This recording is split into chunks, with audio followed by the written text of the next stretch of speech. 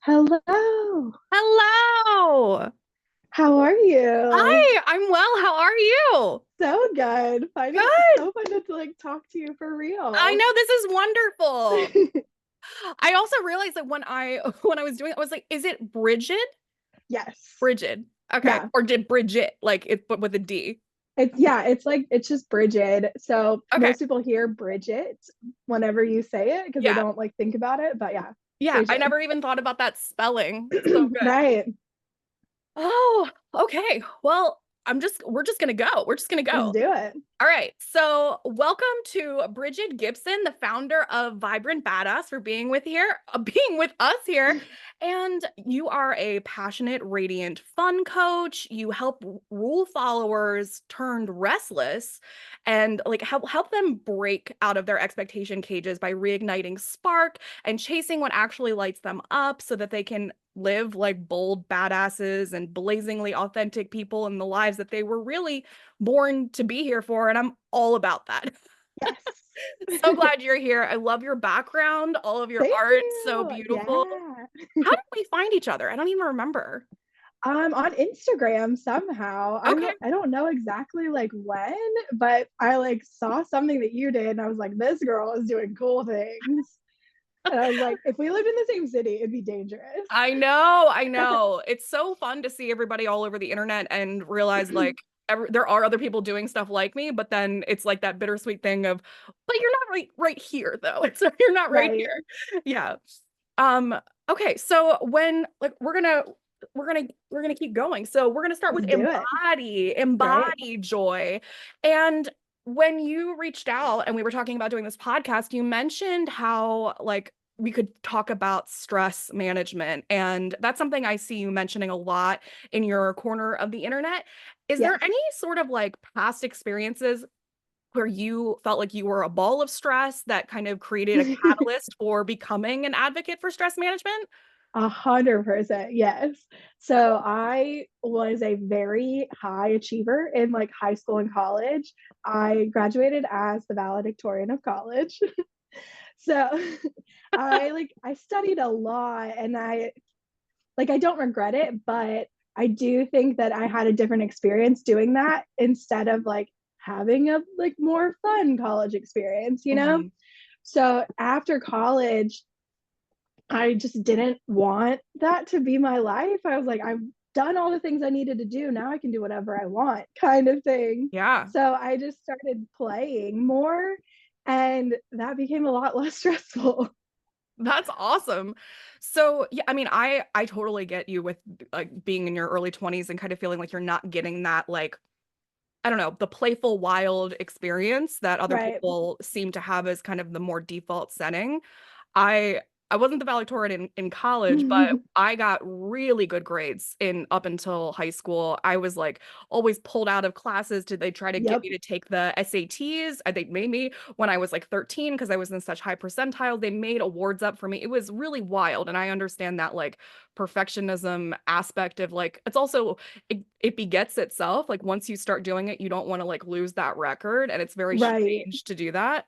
And then I also like I went straight into college and I ended up changing my major from communications to psychology because I did this service learning project at a psychiatric rehab center and just fell in love and they hired me immediately, which might have been That's illegal. amazing. Oh. I didn't have my degree yet.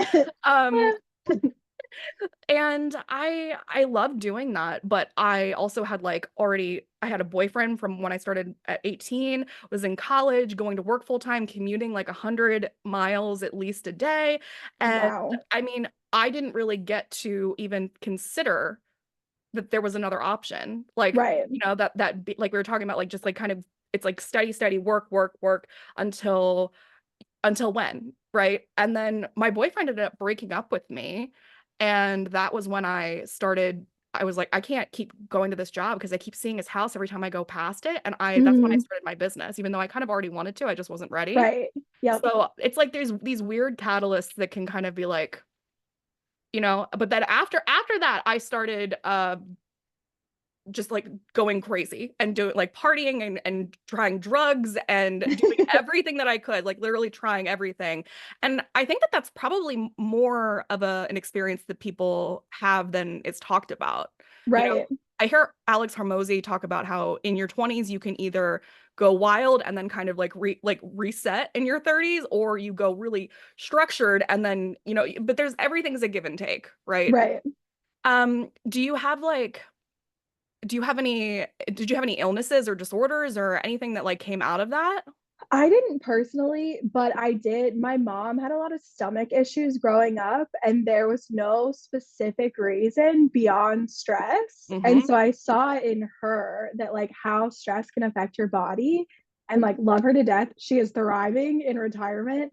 But I was like, I don't want to be like that. Like, I Yeah. want to figure out how to manage stress because it doesn't look like it's going to stop. Mm-hmm. And I was like, I remember also someone in college was like, you think that you're so stressed right now? Like, you're barely even touching real life. Like, it's only going to get crazier from here. Right. So I was like, I need some tools. I need to figure this out. I don't Yeah. want to just like be at the will of like everything on me. Like, I need to figure out how to deal with it. And Yeah. so, like, I use fun as like a tool for that. Mm-hmm. So the vibrant badass messaging has shifted. I used to just be like, have more fun, let's play.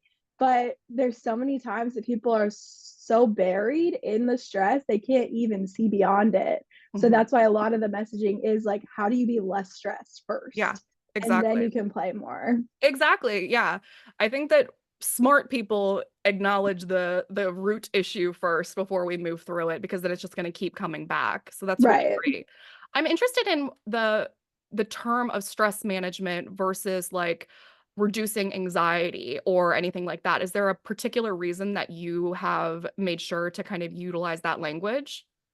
I think stress is universal. We all have different types of stress, and it can manifest itself in different like disorders or anxiety or depression. And so the stress part is like everyone feels it. And Yeah. stress isn't necessarily bad. Like, there's good stress Hmm. in life because if you don't push yourself, you're never going to grow. Hmm. So it's not like stress is bad, but it's like, how do we use it to help us grow instead of let it debilitate us? Yeah, that's a beautiful answer. I love like I don't know. I think that the words of anxiety and other mental health words that are actual, disorders and illnesses kind of get thrown around a lot. So Right. it's very accurate to say that we all have stress and distress and eustress and the good and the bad. And then to acknowledge, like, even when we look at disorders, mental or physical, the stress usually is the catalyst for that. Right. So however that happens, and it's like if we can just you're like let's go all the way back to the root, right? Let's go look Hmm. at where your stress is coming from, and is this something that you are like it's a positive discomfort for growing, or is this something that you're just dreading? Right. I love that. You call yourself a recovering perfectionist. Can you tell me, I mean, we talked about like going to school and wanting to get like the best grades and kind of being in that mode maybe, but if you want to elaborate on that, or also even tell me the concept of recovering perfectionists, Right. that implies like doing something actively to stay away from that. So play and fun, but is there any sort of like what an average Tuesday of recovery looks like for a recovering Yeah, perfectionist? for sure. Um, a lot of the time, it's like the permission to suck at things, like Yes. giving myself grace if I try something new. Cooking is my best example. When I first met my husband, I cooked in the microwave in a quesadilla maker, and that's pretty much it. Same. And I've broken no, I think it's five now. Five microwaves in my life. Yeah. How? Oh. But so it's like, that's one area that I was like, I'm not good at this, Yeah. but I can play. Like, what's the worst that happens? I burn it, we order takeout. Right. Right. Yes. Yeah. So I think that shift of mindset of like, I used to want to be like the best at everything that I did, Hmm. but I don't owe that to pretty much anybody. No. Even like my job, I can do a really good job. Hmm. I don't need to kill myself for my job. I don't Right. need to like overwork, overstress for something that's not like I can just do a good job Yeah. instead of being like the best at something, because perfection doesn't even exist Right. really when we break Right. it down. So I was like, what are we striving for? So I think a lot of areas I'm like, the dishes, I can give it 70%. I just do it, it's done, it's fine. I don't have to like spend a lot of mental effort. Out of curiosity, what does perfecting the dishes look like? I don't know, like spotless, dry, Right. put up Yeah. right Okay. away. Yeah. I think that we all have, like, well, not all of us, there's a lot of people, especially people that listen to me that were like, and probably you too, with this perfectionist link, that they were gifted as a kid and Right, they grew up, and that's part of like their identity, that you're really good at stuff. And maybe by not being perfect, you're not living up to your potential. right, And we've heard that so much. We don't want to waste our potential, and because we're aware people, we're like, well, if I leave this on the table, if I don't scratch off this thing when I know that that is like crud on the dish casserole, then I'm not being the best version of me. And you practice like you play, and you do everything, the one way you do everything is the way you do everything else, and it's like, right. I don't know that that's true. Why can't we like No, excel at one thing and put all of our energy deliberately into that, and then on purpose kind of suck, right. you know? And like not give everything your 100%, because Exactly. everything doesn't need it. And that's exhausting. Yeah. So you Talk can, about burnout. That's how we're getting I here. know, yeah, you prioritize the things that don't need it and like deprioritize what doesn't need it. So you have more energy for the areas that you do want to go above and beyond. Yes, exactly. I think what you said earlier too about letting yourself be bad at something on purpose. So Mm-hmm. I mean, cooking is a really good example. And I did that too with, I told you I broke multiple microwaves. I was scared. I almost have murdered a couple people by just like thinking I could microwave raw chicken. Like it was really bad. Yeah, Just genuinely didn't had a understand it. couple like, mm-mm. Like, thank God you're still here. But I think it's a good example of, you know, what is the worst thing that's going to happen? I think Yeah, sometimes if we let ourselves play out what is actually the worst case scenario, we kind of remove the uncertainty, which allows us to kind of tap into what we're actually scared of. right, What is the worst case? I mean, I set a fire, and then okay, look, how can I be prepared for that then? right, And I think that's like some stress management as well, is to be planned and prepared and to kind of be aware of it. And it's not that we can't make a mistake, it's that we have a fire extinguisher in case. right. We have Uber Eats on speed And dial if we that, need yeah, there's a it. backup. And this isn't the only way to do something. There's not one way to do anything. And really, you can't mess up food. It's just going to taste not as good or different. Right, exactly. Yeah, so I love that. And I think we're going to talk about more of like pushing yourself into challenges and discomfort a little bit later, but um so let me talk about the name of your business. The Okay. brand and business is Vibrant Badass. So one, I want to know, is this like when people find out that this is my main job being a merriment maker, they're like, Yep. and is Vibrant Badass your whole thing, or do you also have a 9 to 5? I do also have a corporate IT job. Okay. Okay. Is this something that you want to transition into full time? I think that's a really other interesting question of being a perfectionist, is like, I have to go all in into one thing, or I Right, have to be an entrepreneur, or I have to only make my own money. I think that might right, actually be a really good kind of indication of, well, what if that wasn't the only thing? What if this wasn't enough or sustainable or whatever that looks like? Do you know what I mean? right. Yeah, for sure. I I don't know the answer to that. Like I do want to grow a Vibrant Badass and see what I can do with it. I also enjoy my job and it gives me the freedom to like do the Vibrant Badass Yeah, things with not as much pressure on the business. exactly. Yeah, Sometimes so I think back to when I had a 9 to 5 and I'm like, I think that might have been more of the sweet spot. And what I think there's a lot of pressure on us these days of seeing everything on social media and thinking that everybody's making 100% of their money from like posting something right. online, or whatever, that they think that they have to have a side hustle and or become an entrepreneur in order to be like fully evolved. And I think that's crap. Yeah, I think that you can play with whatever you like. Like people can be multifaceted and have different things they have going. I Yeah. also, this is kind of funny, but sometimes pretty much in all my jobs, besides my actual job, I think that my like mission is to give my coworkers inspiration for better work-life balance. Yes. Like I think that I'm in these spaces for that reason, Mhm. more so than actually doing the job that I'm supposed to do. I totally get that. When I worked at the psych rehab, I would do stuff like participate in morale committees and create spirit weeks, even if I was the only one dressing up, and Yeah, do that kind of fun stuff at work that people were like, you can't just do this on the job. And it's like, no, yes, I can. Actually, yes, I can. right. And We also can this have stuff fun. makes me happy too. Like I used to go put like things in everybody's mailboxes and they'd be like, you can't spend company time on this. I'm like, who's this? I did. I did this at home. Yeah, This was fun for me. And allowing that like joy and fun to trickle over into your work. And I think that is a cycle that perpetuates itself because then you want to be at work more. The people that right, you're with at work are enjoying themselves more. And then it's not such a stressed out situation to even be there. right. We spend so much time at jobs that you want it to not be so stressful and overwhelming. It's like Yeah. the world is going to give us enough of that. Like we can be proactive about trying to handle what we can. Yeah. I think something that just popped in my head of like when I've been working with coaching clients and things of suggesting like what if we added some stuff to your work life, and kind of like, Right. added in, a dry erase board with a quote or like a little gift or like bringing in donuts or little things, right? Even just starting Mm-hmm. very small, the reaction that I usually get is, well, I'm already overwhelmed, right? Right.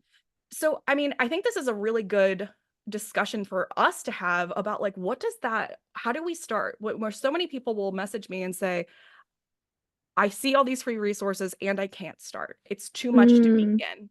mm-hmm. So, like, I don't know because we're already there, right? We've made Right. that leap and we kind of understand the benefits and the payoff. But do you kind of, was there ever a point that you remember of being scared to take that step of doing a little bit more to get that return on investment? Right. Yeah.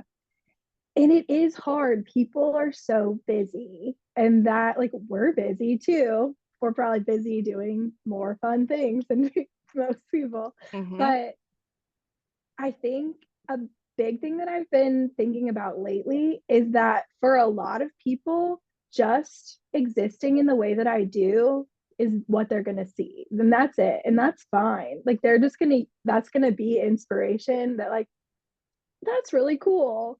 And it might never go beyond that, but it's just existing is already like putting seeds out there Hmm. and living this way. Like, I have a full time job too. You like, that doesn't prevent you from also having fun. Yes. I know that you're stressed. We're all stressed. We're all Right. busy, Right. but you can take little things like my I have a newsletter and I wrote a list of 25 things you could do in under 5 minutes. Like we all have 5 minutes. Mm-hmm. So it's just training your brain to use little snippets to shift your energy instead of like, I'm so overwhelmed and I can't do anything. Yes. Like it doesn't take that much once you start doing it, and then it builds the habit and it builds the momentum. Yeah. So it's just like, I think the seed to just get like one thing to shift, and Yeah. then it'll trickle effect. I think it's also the the willingness, the mindset, the openness, because For like sure. you said, we all have 5 minutes. I mean, I just made two programs that are 5 days of 5 minute activities and 30 days of 5 minute activities. And so many people wrote back and they're like, I can't take on anything new right now. And Right. it's so interesting to me that like there is a desire there, but there's a block between I am so busy. And I think this word busy is also Oh, I really love that you just intense. said that. Yeah, Mm-hmm. I'm so busy. My schedule is so packed. I'm busy, busy, busy. And even like you said, we're doing fun things and you and I are busy with doing fun things. But like, why does it need to be categorized as that? Right. Isn't that making us more stressed? I also love that you said that because I've said it in this space because of the audience saying that they're busy, Mhm. but generally I've taken it out of my vocabulary. Like That's I wonderful. don't say it as myself. Mm, I that's say a like really good I have challenge. a lot of coals in the fire right now. There's my schedule is full of things, but I stopped saying busy. But I love them too. Because like if Right. you're busy going to the beach and enjoying yourself, Hmm. are you busy? have we Right. kind of maybe, I mean, yes, that's true by definition, maybe. You are preoccupied with something that you are putting your attention on and prioritizing. However, I think that the connotation throughout the past couple decades, at least, has become busy means stressed, busy means overwhelmed in a negative way, busy means you know? And why is that? What if we could either maybe, for people listening, take back the word busy and apply it only to things that we're enjoying? Can you be busy Right. with fun? Mm-hmm. Or, like you said, take it out of your vocabulary completely. I did that with the word fine like 15 years ago, and Oh, that one's really good too, because I used to just say, I'm fine. And right. no one's fucking fine when they say they're fine. Right. I want to literally right now, I loved that you said like putting coals. I have a lot of coals in the fire. I'm doing a lot of, right? I want to write to chat the robot thing and say, what are ways to say we're busy without saying the word busy in a Well, and positive also, way? yeah, in a positive way is what I was going to say. Because also, I feel like busy puts us into a scarcity mindset. Yes, there's Whereas not if you enough. shift it, it's like an abundance mindset. And I am like almost to the like Delulu side of I think I have time to do everything. And then I'm like, oh, I have 5 minutes. I can like write a blog. I can start a But you website. are and you can. And that's the thing that Right. I think we're not giving ourselves enough credit for what we are capable of, for how strong we are, for our potential, for our capacity, for energy. Right. This again, it begets more. So when you try to utilize that 5 minutes to not even write a blog, but breathe or go outside Breathe. or just anything that is positive for you and your body and your future and your moment, like Mm-hmm. you'll start to say, "Oh, it wasn't that much. It wasn't that much." But you have to learn it over time. You have to Right. be willing and open, and then you have to actually try it. Okay, let me see. Our hands are happily full right now. Ooh, love. We're knee deep in good stuff. Ooh. Um, there's a joyful flurry of things happening. That one's silly. We're riding a beautiful wave of momentum. That's a That's a little, little intense, that's a but I little. kind of like it. Okay, and this one says professional or polished. We are fully engaged with current projects. That's Mm, like a on that's an email. it's on the busy side. It's on the busy side. Yeah. I'm gonna skip that section and go to the next one. It says warm. We're wrapped up in something wonderful right now. I like Okay. that. That one's Yeah. kind of fun. And we're in a season of creativity and connection. We're putting our Ooh. energy into something meaningful. We are joyfully tending to our commitments at the moment. Ooh, I like that one. That one's good. And we are in the middle of a magic making moment. That one's cute. I mean, these are Yeah. cute ideas and just kind of demonstrating that in this moment that you can look for alternatives and try things, right? Right. Yeah. And also, I always say, like, if you're listening to this right now, you don't have 5 minutes. How long is this episode? True. Yeah. Go go Like they're watch probably us and go multitasking. do 5 minutes of something, you know? Yeah. Everyone says they're so busy, and it's like, well, then how do you know about me? You're like, oh, you're busy scrolling on social media. Cheers. Right, Put your phone right. down. We don't realize how much time that stuff's taking up. And I know we're all Yeah. tired of hearing like stop using screens and screen time and stuff. And screens aren't bad. It's the fact that we're not having other things in our lives Mm-hmm. counterbalance it. For Okay. sure. This was a giant tangent from me asking about Vibrant Badass and the Oh books. yeah. Yes. So, can you tell me like what those words mean to you because you've decided to use them in your business? And then like what does vibrant mean? What does badass mean? And then when you shift them together, when you push them together, does it change the meaning of either? Yeah. So I love color. Maybe not up to your level, but almost. I love being colorful. And so like vibrant is part of that of like live my life in color. I don't play in black and white, just like wanting to see all that life offers. I went to a TED talk in Nashville in like 2013, and one of the speakers asked everyone to pick a word that they wanted to define their life by, and Mhm. mine was vibrant, like way back then. Wow. And I remember like holding a little sign that said vibrant. And then I read You're a Badass by Jen Sincero. Oh, And so yes. that was a big part. Also, in my like perfectionist growing up childhood, I was also like a very like good girl. Like I never think that even goes hand in hand a cussed. lot of the time with having this like Yeah. complex of it needing to, Yeah. yeah. Like people pleasing, wanting to like not cause any waves, Mhm. not have any confrontation. So for me to use badass, it's a little cheeky and a little like not comfortable for everyone. Like even some of my relatives are like, I don't really like that's not really that cute. And I'm like, you're not the Not that target. cute. Like you kind of need to be like you're not going to be everyone's cup of tea. Like No. you're champagne or you're a margarita Mhm. or like a Coke. I don't know. Like, but we're not all the same. So that like badass came into that for me of like kind of cussing without cussing. Yeah. And then like that I'm allowed to have it as a business name and the like Mm. didn't get like flagged or something weird. So it started off as like I would give myself little challenges. And one month it was just like the September challenge. And then in October, I was like, this is my vibrant badass challenge because I want to be more vibrant and badass in life. Mhm. So it started off that. And then I was like, ooh, I kind of like that. I think that's like the thing. So, What were some of the things do you remember from that month? ooh, yes. So that it's so funny. I did it in Excel back in the day. It's like not aesthetically pleasing at all, but it was like one physical activity was like 25 push-ups or like 60-second wall sit. And then like drink water was on every day. And then like another random like growth activity. It was like write down gratitudes or like read for 10 minutes. Like so it was like a combination of every day for 30 Wow.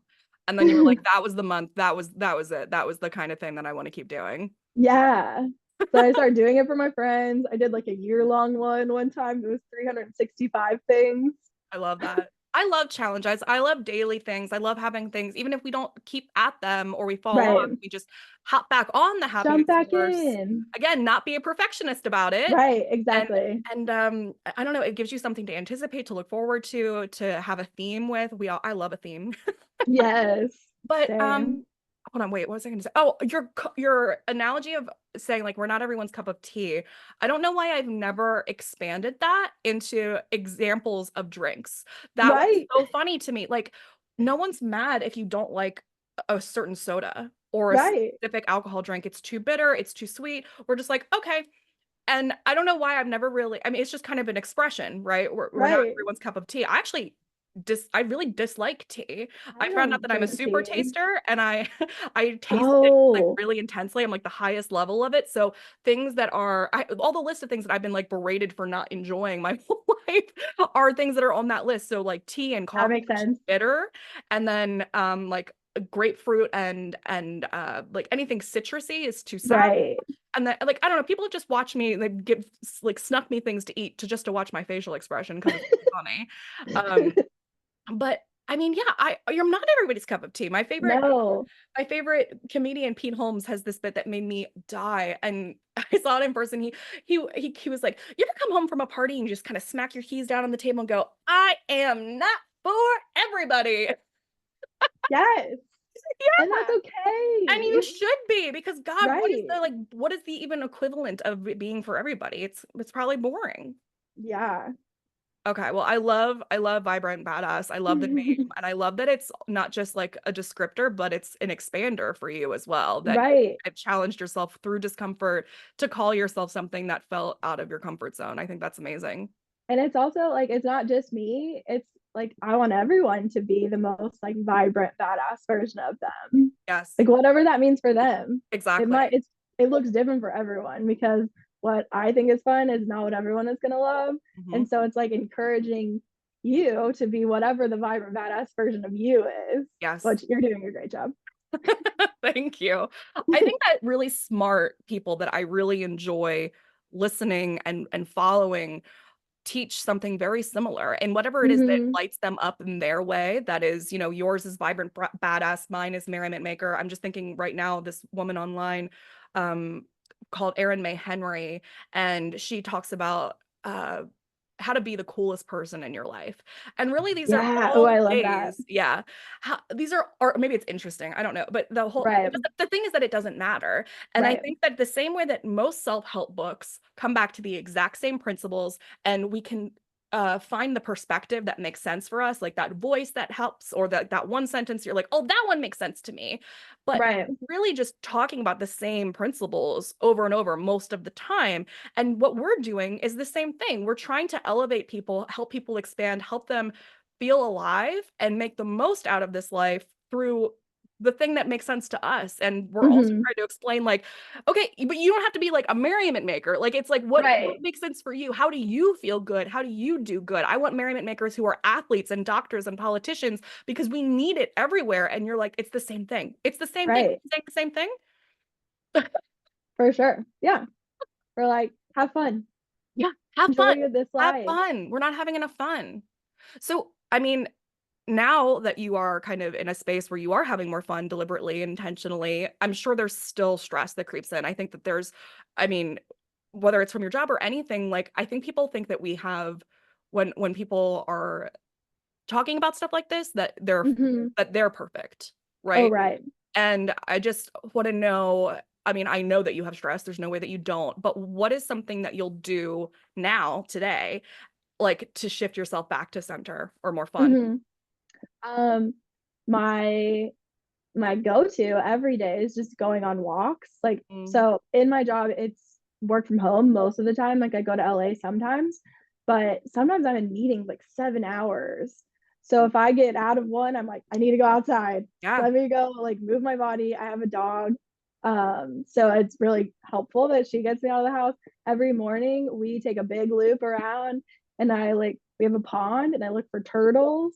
And so just like being in nature and remembering that like this is life. We're Yes. not waiting for retirement. We're not waiting for the weekend. It's like today's life It's too. it.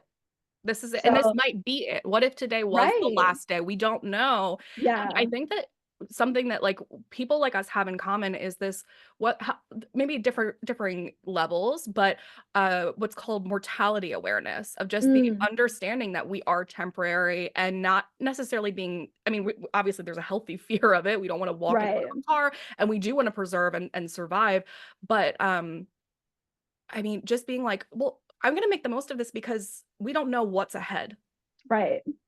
And I It's think a crazy it world. Like is. tomorrow's not guaranteed. And No. And we it's not want to that like have, something crazy even needs to happen. People fall and die. And that's not meant to be yeah. scary. It's meant to give you permission to Hmm. have more fun and make the most of this. Right. Like you could just be safe and not do anything your whole life, but that Mhm. sounds not very exciting. I always tell people, there is no wrong way to do anything. And if you want to, you can live in a room and just eat saltines until you die. Like that is an option. Right. It's an option. And plenty of people will do a version of that. And there's another extreme, but like you don't have to go to either. It just like, is what you're doing actually fulfilling in any way? Right. Does it make you smile, laugh, When's the last time you laughed or feel smiled at your positive? own life? Yeah. Nature and movement are things that are, again, really simple, but very, Hmm. I think, underrated, because I keep telling people we got to be less proud about the simple things. Right. Things that work for a reason. And you can't come to this space of being like, I mean, I want to feel better. I want to have more fun, but I am going to ignore all 10 pieces of advice because those seem like they could be done in 5 minutes and it's too simple to fix. You're like, cool. It could be that It could simple. be that. I mean, when we talk to people over and over again and we keep hearing the same things of like, I love going for walks, I love looking out at nature, I love breathing, I love doing, like, making Hmm. the connection between gratitude and my own life and my impermanence. It's like, is it maybe that people that are happy are doing these things? Right. Maybe those Like are working. chicken and And the egg. Are yeah, they yeah, doing it to be happy? Are they right. happy because they're doing it? I Now, don't I mean, know. I could definitely make the psychological argument that people who are happier but at their own baseline or have less stressful circumstances are more likely to go do those things. Mm, yeah.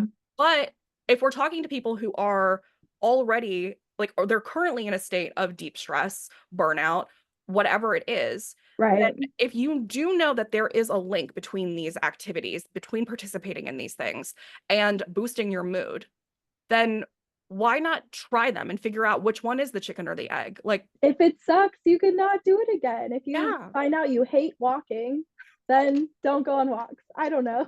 But you could try it. exactly. But we also have to give, like, you talk about discomfort too, and I love that about like giving ourselves a little bit of time to adjust to something because Right. it's not going to be easy. Like you said, being a beginner with cooking, it's not going to be Mm-hmm. something that's like immediately easy. You might have a very visceral reaction to something, but sometimes I actually think that that's the thing you need the most. For sure. And that those are clues on like where to Yes. keep playing. Hmm. Another big thing that I've been doing, which is on the more extreme level, I guess, is cold plunging. I've Mm. been getting into like contrast therapy, like sauna and cold plunge, which I'm actually working on a fun little project that's like a side quest for like cold plunges.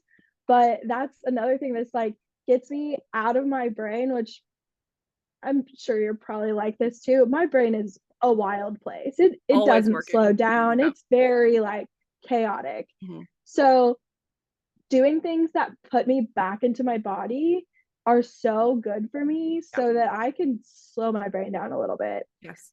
Because I realize I forget about my body. Even though it's Yes. with me all the time, I like don't pay attention to it. So doing those physical things that I'm like, I have to breathe. The only thing I have to do right now is breathe because I'm in this cold plunge and it's very intense and this is really cool and I know this is good for me, but like I just need to breathe Hmm. in and out. And doing something like that where you're like physically isolated from other things is creating that literal Yes. space for you to focus on that, Mm-hmm. just on your body. So it doesn't have to be, I mean, I think cold plunges, I'm really fascinated by the whole cold Have plunge you done one yet? situation. No, I mean, I've just take cold showers, but like, Okay. I, but I really am interested in the thing about that. I honestly, I know that the way that I am, I wouldn't want to have to deal with like making the cold plunge every day and keeping it Mm, up. But if I was yeah, rich and had someone that did it, I mean, that would be right. There are uh also studios that you can just go like yes. pop in. Yeah. Yeah. And like and then other things like cryotherapy and stuff like that, I'm super Yeah. fascinated by. But I think that like the whole point of being in touch with your body and forgetting that it's there is something that most people do, Mm-hmm. especially people who are gifted, overactive thinkers, very creative. There are constant tabs open in our brain. And I tell people like there's no reason to try to turn that off. We're always being told like Mm-hmm. meditate, you kind of have to like remove your thoughts and calm yourself, and it's not about letting yourself turn your brain off. To me that sounds horrible. That sounds really boring. I love the way Right. my brain works. I'm really excited by how much Mm-hmm. I have going on in there. But that doesn't mean that I need to neglect the body. Right. So I think that that's something that happens with people that are in this state. And like you said, like kind of doing something specific, I think can be really helpful to schedule it too, to like put it Right. in the thing. And like if we're perfectionists, if we're really good at making Excel spreadsheets, then why Uh-huh. can't we utilize that skill for our benefit for our own happiness? Right. Scheduling in our fun is so important. Last week on Friday, I scheduled a sauna session at the end of my day so that I wouldn't overwork because I was like, this week Mm. was too much. This was a lot. So I need to log off. And so I'm giving myself an out that I have to be there. Yes. I know a couple people who do something similar with having like a gym session with a trainer at X time every day. And Yeah. because there is this people pleasing perfectionist aspect inside of us, we do not want to disappoint someone else. And it's also, I mean, even if we don't have that, it's rude, right? We don't want to Right. cancel consistently. Or late fees, like Right. monetary. Yeah. Oh my gosh. Um, but like, yeah, having some sort of out, I think is really helpful because again, using your what you know about yourself to your advantage, Hmm. Hmm. why not do that?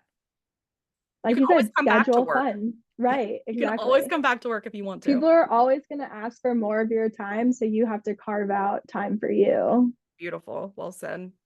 And you talked about planning spontaneity. You talk about spontaneity a lot, and I Oh, love yes. that. So we're actually talking right now, we're talking about like carving out schedules and Right. stuff. So how are you planning spontaneity? How are you balancing structure and play? Do you have rules for fun? That is such a good question. I actually, that was my first ebook was embracing spontaneity. And I feel like that's a big part of Vibrant Badass. And it sparked a lot when I met my husband, who I was the super planner of like didn't have any down minutes unplanned in my day. And he didn't plan anything. He Mhm. would like fly by the seat of his pants on so many things. And at the beginning, it was like wild for me to see that and be like, how do you even live? Like, how do you not plan things? Right. But then things worked out for him like 95% of the time. And I was like, wait, you can do that? Like, you don't have to plan everything. Like, you could just like wing it. And that was kind of a new concept for me. Like, I didn't really ever do that. Mhm. So I started like at first it's not natural if you're a big planner, but I would just give myself like chunks of time that were open so that when I get to them, like if it's a full day or if it's like an afternoon or whatever, when I get to it, I'm like, what do I want to do right now? Mm. And then decide like maybe it's take a nap or maybe it's like tackle one of the things like the art project that's been on my like back burner idea list forever, or Yeah. maybe it's like going to a bookstore. So I have a lot of unplanned days now where it's like I have a whole Saturday and then I wake up and I'm like, what do I want to do? And I know that not everybody can do that, but Sure. you can do maybe like chunks of time. Yeah. And the other place that I use it a lot is on vacation. I don't overplan vacations anymore because that started making it more stressful, like Mhm. have to be at something at a specific time the whole time. So we plan like maybe one or two like activities that are Mhm. structured, but then we kind of wing it, like have a list of ideas and then wander around a city instead of like here by 10, here by 12, here by 2. Like that's too much. And it takes away the relaxation of vacation. Yes. Yes. So maybe that's not for everyone. Like some people might get super anxious about not being able to have a schedule on vacation, but it's worth a shot if you like feel like you come home from vacations More. more stressed. Yeah. Yeah. Like maybe try planning less. I love that your husband was uh an incubator for spontaneity and Yeah. being, and you also being willing and open and aware enough to see like this isn't the only way, because I Right. think there's plenty of times where we're often like, well, my way makes sense, and that's true, and then we see someone else or we're in relationship with someone else and they're like doing something completely different than you, and you try to get them on your team or tell them why they're wrong, and there's Right. probably that in us too, like, Right. I definitely am like that. um I think that's pretty human, but to also say like, is there something there for me that I could Right. learn from, even if I don't go full on to the other side, like Right. if I played with it. Still gonna plan a lot of things, but I like to carve it out. Another big unlock that this shift allowed for me was that he could plan things for me. Mm. If I didn't have to plan everything, he could surprise me or he could like make dinner reservations somewhere, which was not something that I was ever used to. I was like, no, I plan everything. And I'm just then, thinking about how like I have these two competing feelings in me that I think is pretty human and common, that I yeah. want to control everything and I Mm-hmm. want to plan everything and I want to make sure, because there is like a wound in me that I continue to work on, of being hyper independent and perfectionist and feeling like maybe I can't trust other people, and I know that that's Mm-hmm. very common, especially with women. And then I also want my boyfriend to like bring me something or take me Right. out. And how are they going to sweep you off your feet if your feet are like, I have to be here for the next 30 minutes. I'm so sorry. Right. Mm-hmm. Like that doesn't make any sense. Yeah. And that's a really cool, like you said, unlock. I love that term too, of I don't know, be like, well, this doesn't make any sense though. I can't have this and this at the same exact time. You can have both Right. here and then there, but you got to make space for both. Mm-hmm. And I love that you're scheduling unscheduledness. I think that's Right. fantastic. You're like, okay, from 4 to 6, I have open time, but it Mm-hmm. is on the calendar. Right. And putting that in, like putting it into where your day, like maybe once a week, once a month, just to start and to kind of Yeah. get a taste of that. And something that I do, like I know you were saying, like maybe some people are going to be too scared or it'll be too off-putting to just completely not plan anything. Something Mhm. that I've tried that I realize is like maybe my secret formula is that works for me is so Matt and I love taking drives together. That's like something we Okay. do. We go out and we'll just drive around listening to music or comedy and then like point at stuff. Like I mean just kind Yeah. of a gratitude drive almost. Like I'm just naming that in the moment, but like a whimsical like, oh look at that, that's crazy, right? We're Yeah. it's insane. So but last week we drove around listening to like really aggressive DMX and looking at like Okay. really delicate spring flowers, and I loved the juxtaposition of that. That's amazing. Yeah. X gonna give it to you to these azaleas. You're like, look at the colors. I mean, gosh, so pretty.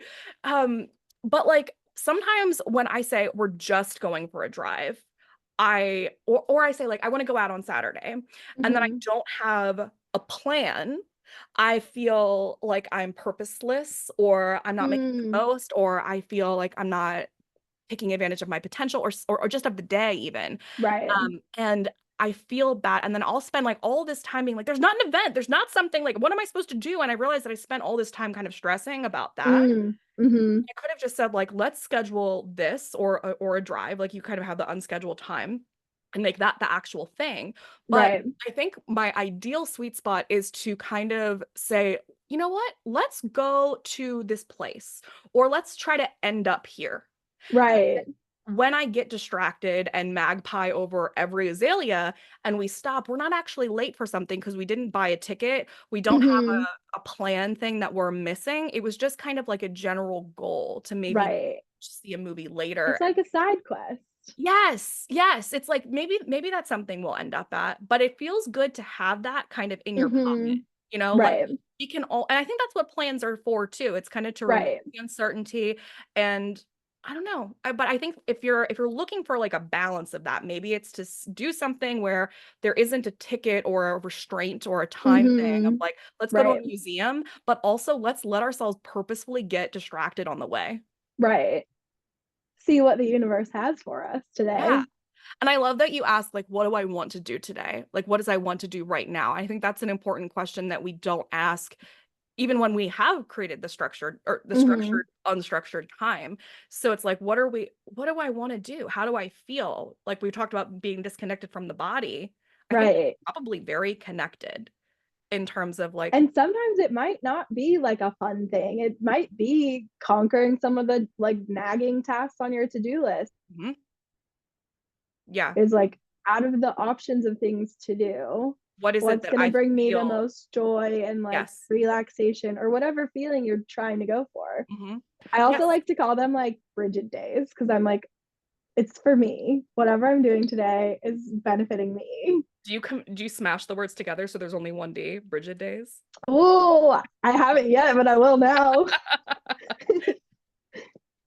Okay, the last thing I want to ask in this section is I love this one newsletter that you sent out. I think it was like last month about retired lady energy. Yes. And so you even mentioned it earlier of like we're all waiting to retire, waiting for the weekend. And that's something that I very much share with you in terms of wanting to back my booty up against that social norm. But Hmm. I love that you really articulated and communicated and explained retired lady energy. And I would love for you to kind of like explain a little bit more of that, Okay. maybe share a moment where you recently embodied that. Yeah, for sure.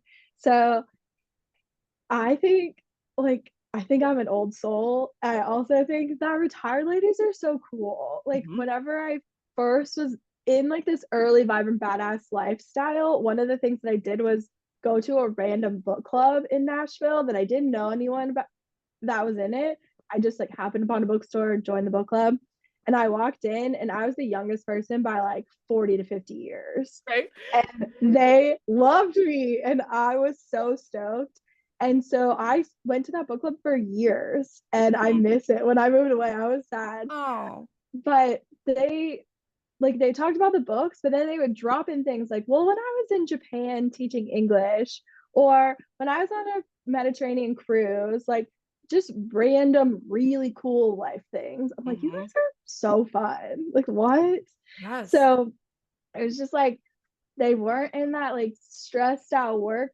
mode anymore because they're kind of past it. And so I had this idea of like, how can I bring that into like my 30s instead of like waiting to be done with like working Mhm. to play like that. So it's also fun. I see like my mom's in early retirement and she is thriving. And so it's like, I don't know. It's something about like some of the things that they stopped caring about, I think was the biggest like one to shift up is like, I don't need to care what other people are thinking. I don't need to care if they're going to judge me because people might not, or they might just be paying attention to themselves and they don't have the energy to judge me. Yeah. So why am I so worried about what other people are going to think? Like, I'm just going to stop. Yeah. Like, you can't like fully, but it's like, that's something that older women talk about a lot. Like, Mhm. I do what I want. Yep. And I was like, I want to do what I want. And I bet if you asked any of them if they wished that they had stopped doing that earlier, they would all say yes. For sure. They would all Yeah. say yes.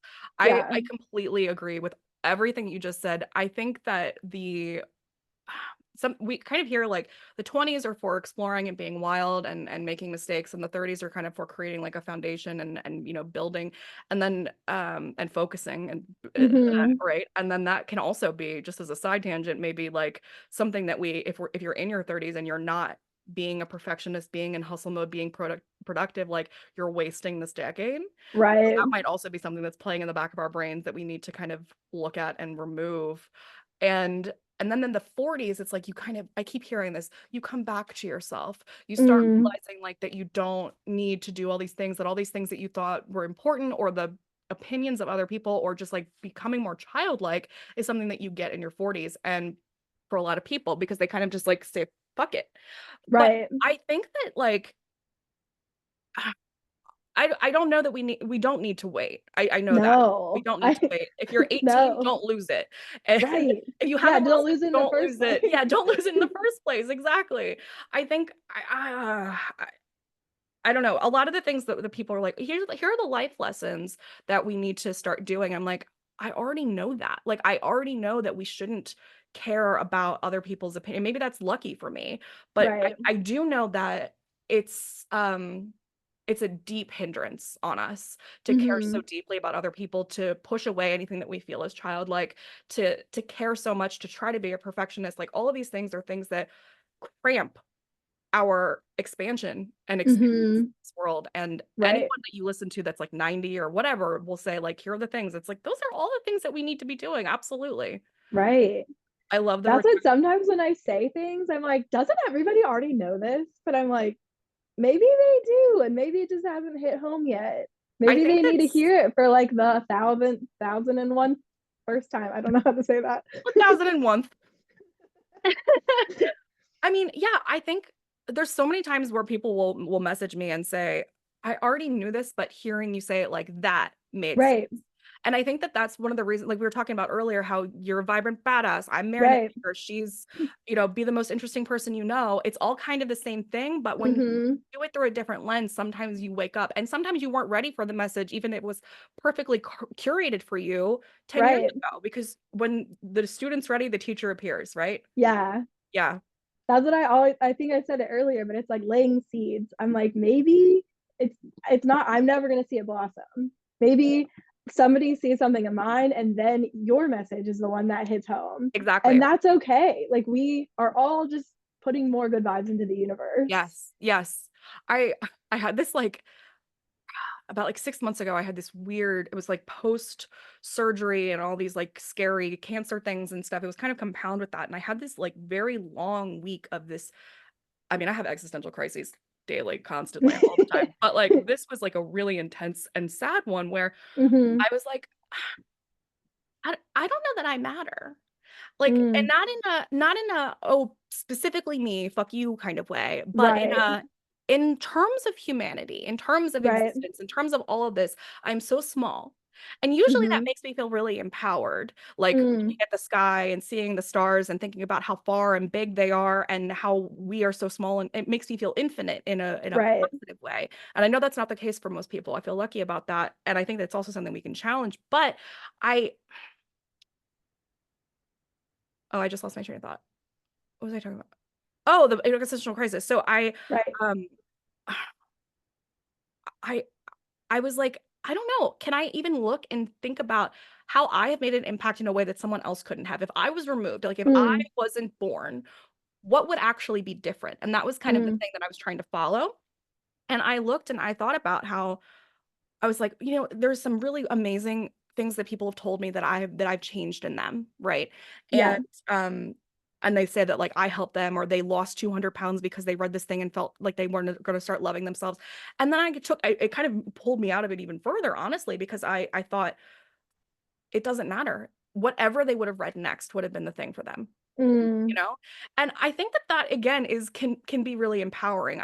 Really at the end of that whole week I ended up just realizing that I think a lot of it was ego and just being really, how do I matter, why is it me, all this kind of like really right. superficial like ego stuff. And I started kind of doing practices like through like releasing pride and Hmm. activating humility, just full circle on that. But I do think that there's this like when the student is ready the teacher appears, and these seeds that you're talking about, it doesn't, and not being attached to who gets the blossom either, Right. right? Like, or Yeah. when it happens, and for ourselves as well, when we are Hmm. looking to expand or to plant a seed, like it's okay that it's not growing all the way yet. That doesn't mean it's dead. Right.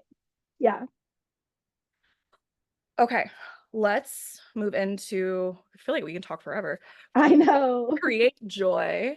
Yeah. So you create everything from newsletters to pop-ups to postcards to you've written a book. Do you think of yourself as a creator first? Do you think of yourself as an IT technician or whatever your job title is first, a coach first, a joyful rebel first? Like what is your like main thing that you think about internally?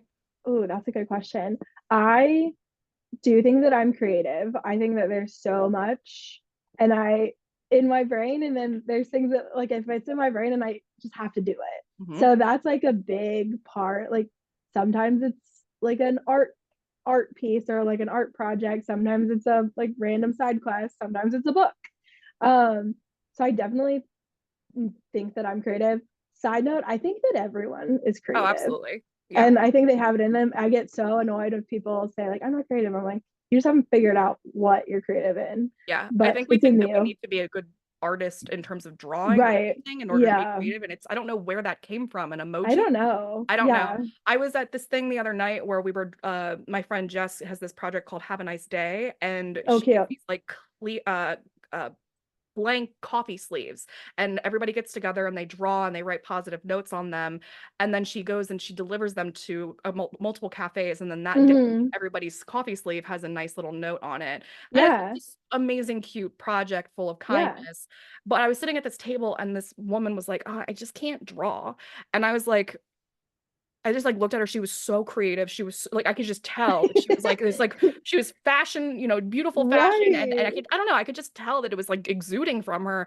And I was like, are you an artist? And she was like, yeah. And I was like, but you can't, but you're not creative because you can't draw. And she's like, yeah, I guess I am an artist. I was like, I'm an artist and I can't draw. Like, why do Right. we need to, I mean, you don't need to identify as an artist to be creative, but you are definitely creative. And there's so many different kinds of creative intelligences. You mean creative in the For garden? sure. Yeah. Okay, In so the what's your kitchen. identity? What do you feel Yes. like the most Oh, thing is? that's a good question. I think like like I don't want to like cop out and say like I want to identify as a vibrant badass I was because just like gonna I ask if built the that was the business prompt. around it. But like I don't want vibrant badass to be about me, but I personally do want to be a vibrant badass person. You I know get what I you. mean? I Yeah. completely get you. Like when people say like you're the merriment maker, but I'm not, Right. like, no, no, no. I just like created this like term thing. Like that's all Right. this is. And I'm trying to make everyone else see where they can do it Exactly. as well. I am not the only merriment maker. I am not the Hmm. epitome of a merriment maker. I am not doing it best. Like there's just, it's just a mindset and a thing, a philosophy kind of. So Yeah. yeah, but I did make a shift when I started, like my own identity was, no, I'm a merriment maker. So I think Hmm. you can do that without making it about yourself, saying you're a Yeah. vibrant badass. My favorite thing to say is that I'm a fun coach. I love that. I love that. Yeah. That's And really like I fun. help people be less stressed and have more fun is my like tagline. That's amazing. But then it's also like I'm a wife and that's one of my favorite identities too. Hmm. I'm a pet mom No, yeah. I'm an IT person.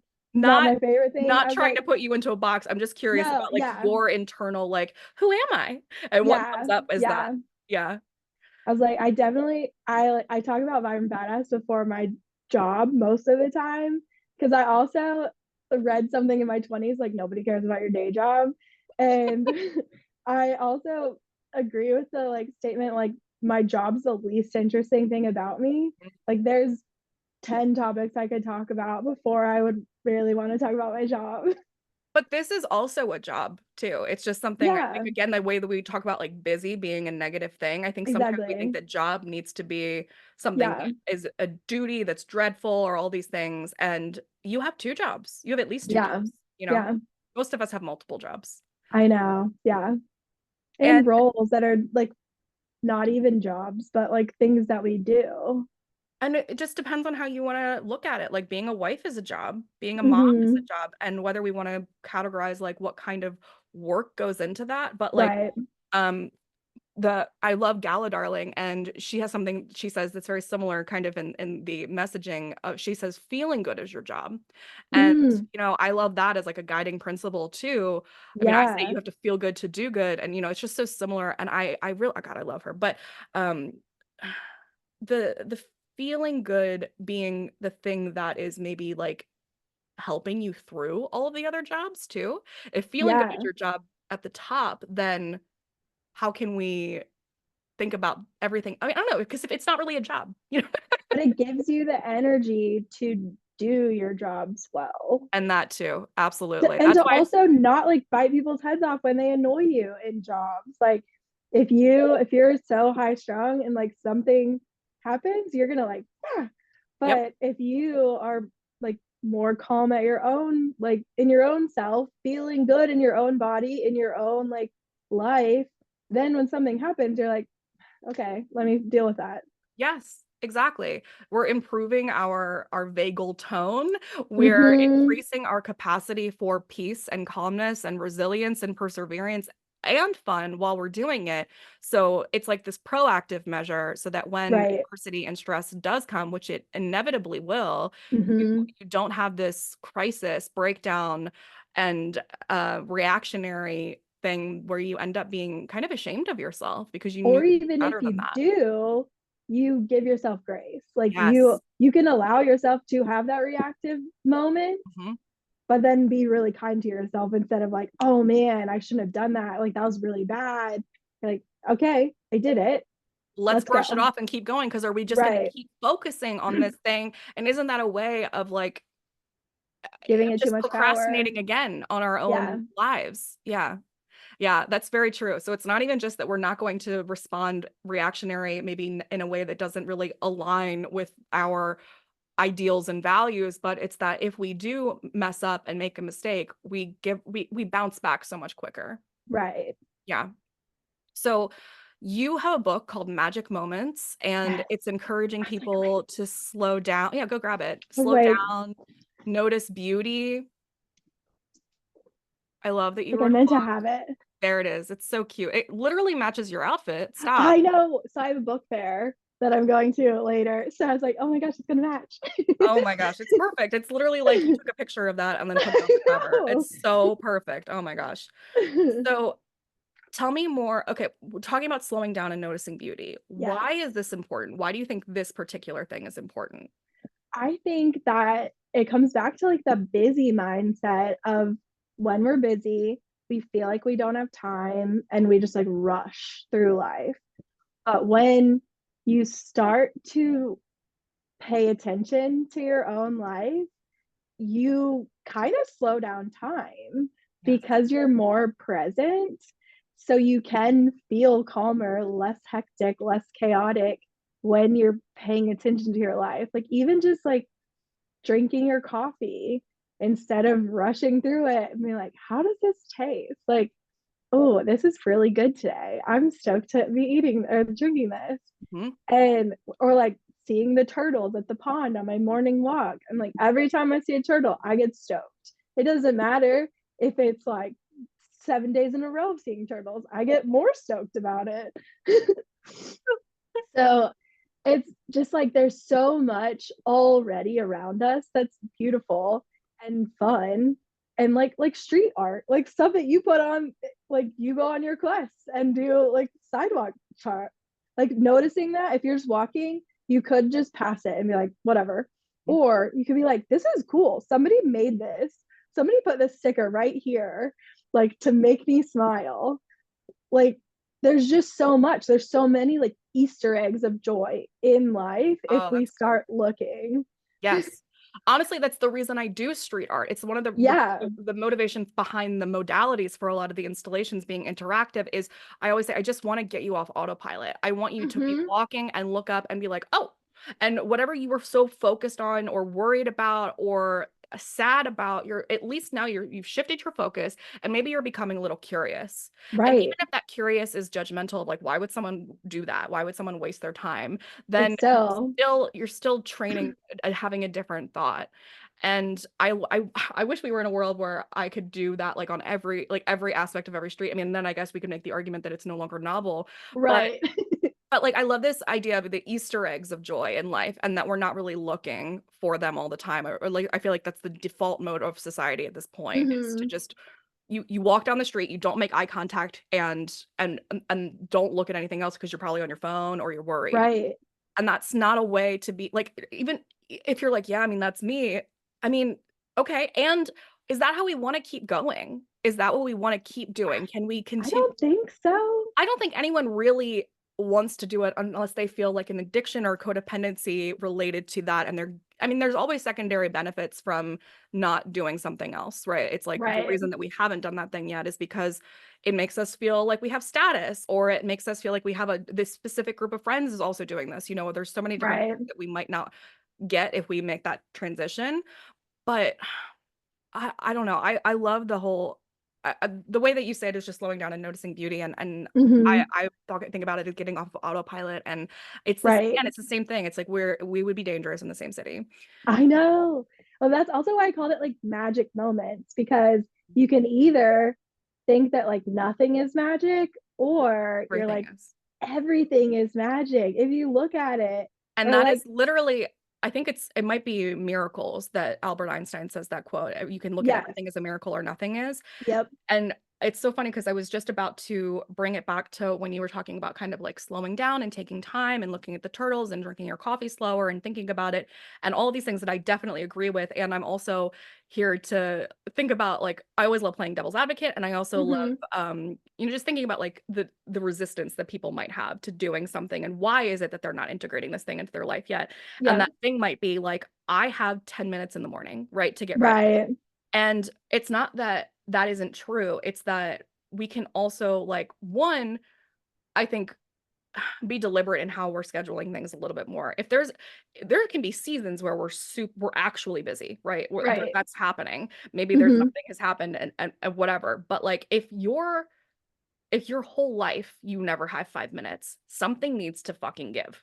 Right. If Like, that's what are you giving your energy to that can let go? this is just a waste of existence, frankly. Like you're only helping other people at that point. That's all Mm-hmm. you're doing. If you have no five, if you can genuinely go through your day and say, I can't cut out TV, I can't cut out doom scrolling, I can't cut out I can't cut out 5 minutes of sleep, I can't do any of this because I'm literally already burning Right. seven candles at both ends, then I mean, how long are you expecting to go on like this, even just with Yeah. illness? So, but oh, the Albert Einstein thing is that I read this book by Dr. Gay Hendricks called The Big Leap. And in there, he Oh, talks about, yes. did you read that? Uh-huh. He talks about Einstein time. And I kept trying to find more information on it because he doesn't necessarily explain it very well. But I feel like the concept maybe you have more perspective on it, is that when you're doing something in flow, when you're feeling Mm-hmm. good, when you're having fun, it it almost is just it's like time it can expand almost, Right. or the way you were saying earlier that I only have 5 minutes, but I'm somehow going to fit this blog in because it's something that you're passionate and feels good to you. Mm-hmm. And then also I think that the same way we were talking about the proactive element of being fun and bringing calm to your body is a way of making sure that we're not reactionary and all these things. It's almost like when we take specific time to drink in the coffee very slowly and savor and look at the turtles, then we somehow end up having more energy throughout the day. Right. I don't know. What And is so your you can do things faster too, Yeah. so that you can like get it done. That's what one of my coworkers, when I started to get overwhelmed, was like, you should take a mental health day. And I was like, I put it on the calendar and immediately felt so much better just knowing it was coming. Mm, And then I was like, if you're so stressed out, something that normally takes you 30 minutes to do can take you 2 hours. yes.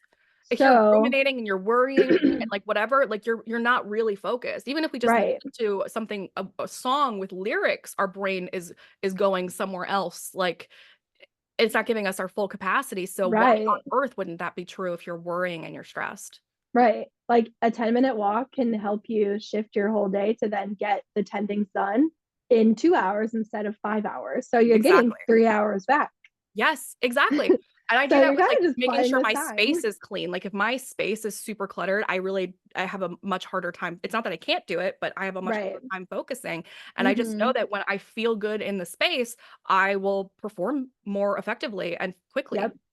And it's Gretchen just so Rubin's like true. outer order, inner calm. This is Mm. a big thing of like when you make your space calm, your Mhm. brain can be more calm. And we can't blame it for why we can't do something either. And that doesn't Right. apply to Oh, just physical oh, space. yep. Something that I realize that happens, I help people organize their homes as well. And a Mm-hmm. lot of the feelings are like, but once I do this, I can have more friends and I can have more parties, I can have more people Mm. over. And then once the house is clean, there is no more reason to not have them Ooh. over, right? So then we realize, oh, the real fear was connection or vulnerability or that you're not good enough, right? So it's so, Wow. so Yep. many analogies can be made for like, what is it that you're allowing to stay cluttered on the table because you get to blame that as the reason you're Mm. doing something else. Yep. Mm. And you can do that until you're ready. Like it's not Yes, always going to be in what the time that I want it to be. It'll just be like when they're ready to of deal with course. it. Yes. But I think if we're I don't know, if we're taking the time to say that we want something, we have to be willing and open to stuff. I think there's so much where we say we want something and then we push it away Hmm. with the other hand. Like I said with Yeah. Matt, I want him to surprise me. When is the time that he's going to be able to do that? Yeah. Yeah. So in magic moments, looking at like slowing down and noticing things, getting off autopilot, however we want to say this, we know why that's important. And now that we've talked about it, but like is there something that you maybe used to just like plow past? Like we're talking about like walking down the street and Yeah. now you do it all the time or Yes. you don't take it for granted? This is probably one of my favorite ones. It's good benches is one of the lists. And it started, and I did a Vibrant Badass 100 challenge that was Uh-huh. every day a different challenge of like sit on a bench Uh-huh. or like write a gratitude list. It was like 100 days. Yeah. Um, and one of the random ones was like, I said sit on a bench because I didn't want to just say like go to a park. I wanted to make it more Yeah. random. Yeah. And so then my husband and I like joked about it. We're like, anytime we see a cute bench, we're like, oh, that's a good bench. I Or love like that. even when we're looking at houses, we're like, oh my gosh, babe, it has a bench in it. There's a bench in the backyard. It's yeah, I'm looking for a realtor. It has to be bench certified. We really need We're benches are definitely, like the whole thing for me. I love that. yeah. But So isn't now like we see benches, and that's also kind of cool because a lot of benches are like in memory of somebody or like specifically put there for a reason or like a Eagle Scout project. So it's like somebody did like worked to put this bench in this place. And Mhm. they're usually in cool spots like by a lake or on a trail Yeah. or something cool. There was a reason why this was someone had the whole plan to put this here. Yeah. Yeah. That's And one you of my slow favorite down and actually notice ones. the beauty. It's actually takes Yes. you full circle because we're looking about like what is it that we're not noticing? And then benches, we're noticing more, and then they give you the opportunity to literally just sit Right. and look around. The same way Yeah. that the cold plunge takes you out. Like, oh my God, I think that's an Hmm. amazing homework assignment for people is go find a fucking bench. Yeah. Go find a You bench. I love and that. now you'll be looking for it. Now you won't even look for it, they'll find you. That's the That's beautiful thing true. about this noticing. When I first started kind of getting out of my state of being like a walking symptom, I did cognitive behavioral therapy, I had a gratitude journal, but one of the other things that really helped shift my mind was celebrating unusual holidays. And this was well before Ooh, people love. knew like what this was. I think Yeah. Margarita Day was really the catalyst for people Hmm. giving a crap about unusual holidays. And now, Yep. it's like you can't even just go on You get Instagram a without being calendar of like, everyone. Yeah. exactly. It's so much. Um, but this was like, I mean, 15 years ago. And the first one that I was at the psych rehab and I was doing I was teaching these two classes a day, and it's a lot of curriculum. It's a lot of lessons to create for people. And Right. I had a music class, and we had to have something different every time. And I was like, I don't know what to do. And I don't know what I typed in. I don't remember, but I think I just wrote like today music or something. And it Right. happened to be Celebrate Unusual Instruments Day on July 31st. And I Ooh, was like, okay. that's weird. Okay. So I love that. What's an unusual instrument? And then I typed that in and I came up with a craft of like us like taking paper plates and stapling them with beans inside of it, Oh, yeah. like a little maraca kind of thing. Hmm. And that's relatively unusual. But from there, I was like, there's more of these, I bet. And I Right. just kept doing it. And it was also a way for me to not hoard my supplies because there's a lot of me Mm, that wants to like, not yet. It's right. got to be the best. Save it. Save it for a rainy day. Yeah. So between gratitude journaling, where I started putting my art supplies in the book, and it felt safe to kind of like not lose them, but still Hmm. kind of have them, but actually utilize them. Right. And then celebrating unusual holidays, I started, getting past a little bit of the perfectionism aspect. But also the point of this was that once looking, thinking everyone's going to start seeing benches now. That's just going to happen. Right. Everyone that listens to this. But like unusual holidays make me really happy because they're so benign. It'll be like, it's seal day. That's it. Right. Look at a fucking seal. And but like how do you celebrate that? You maybe go look at a seal or you think about or you look up the facts of Hmm. something weird about a seal, but it creates curiosity and focus. Right. Learn something too. I don't know. I think that unusual holiday is such a fun way to go find a bench. Yeah. And I also think, like you said, curiosity Mm, is a path towards fun yes. most of the time, And you have to is just know, trying something. again, the willingness to even be curious. Yeah, exactly. You don't have Ooh, time to be curious. yes. This is one of my favorite theories of wellness, happiness, whatever, is to spend a lot of time doing your favorite things and spend the rest of your time doing new things to add to your list of favorites. Yes, because we have our comfort, we have self-care and comfort zone and that stuff that we already know makes us feel good. And then we Right. have the stuff that you wouldn't have a best friend if you never met them. You wouldn't have a new favorite Hmm. movie if you never watched it. So letting yourself not be bound by all the things that are currently coloring the comfort zone and trying something new and it being okay if you're bad at it, it being okay if you Hmm. don't like it, but also giving the curiosity and the space and the willingness to try something. Right. Now, trying things, you have a husband. What is his name? Brian. But Brian. everyone calls him Gibby. Our last name is Gibson. So I'm the only one that calls him Brian. Everyone else calls him Gibby. Got it. So Gibby, and you have also, it appears on, social media and things that you also have multiple friends that you can go on these kinds of adventures and do these challenges with, in addition Yeah. to your husband. And I think that that is something that is, I mean, I think it's very lucky, and it's also something you've probably just attracted through continuing to do these things. Do you Right. think you would find it as easy to go on adventures and try new things if you didn't have a partner in crime or a group? Um, I think that I have curated my group of people like intentionally. We've moved like 5 times in the past 8 years. So Mm, we've moved to different cities. So like we are very fun together. We also like are like we don't like if we could all spend all the time together, we would love to, but we also don't want to be the only thing for each other. So it's yeah. like we've built up this friend group intentionally in different cities. And sometimes it's like the friendship still continues. Sometimes it's maybe just for that city, and that's okay too. But we love doing things. And like you said, I think we do attract people who are similar to us, like want to have fun, like want to play. And like we've become the people that are like, do you want to go do a cold plunge with our friends?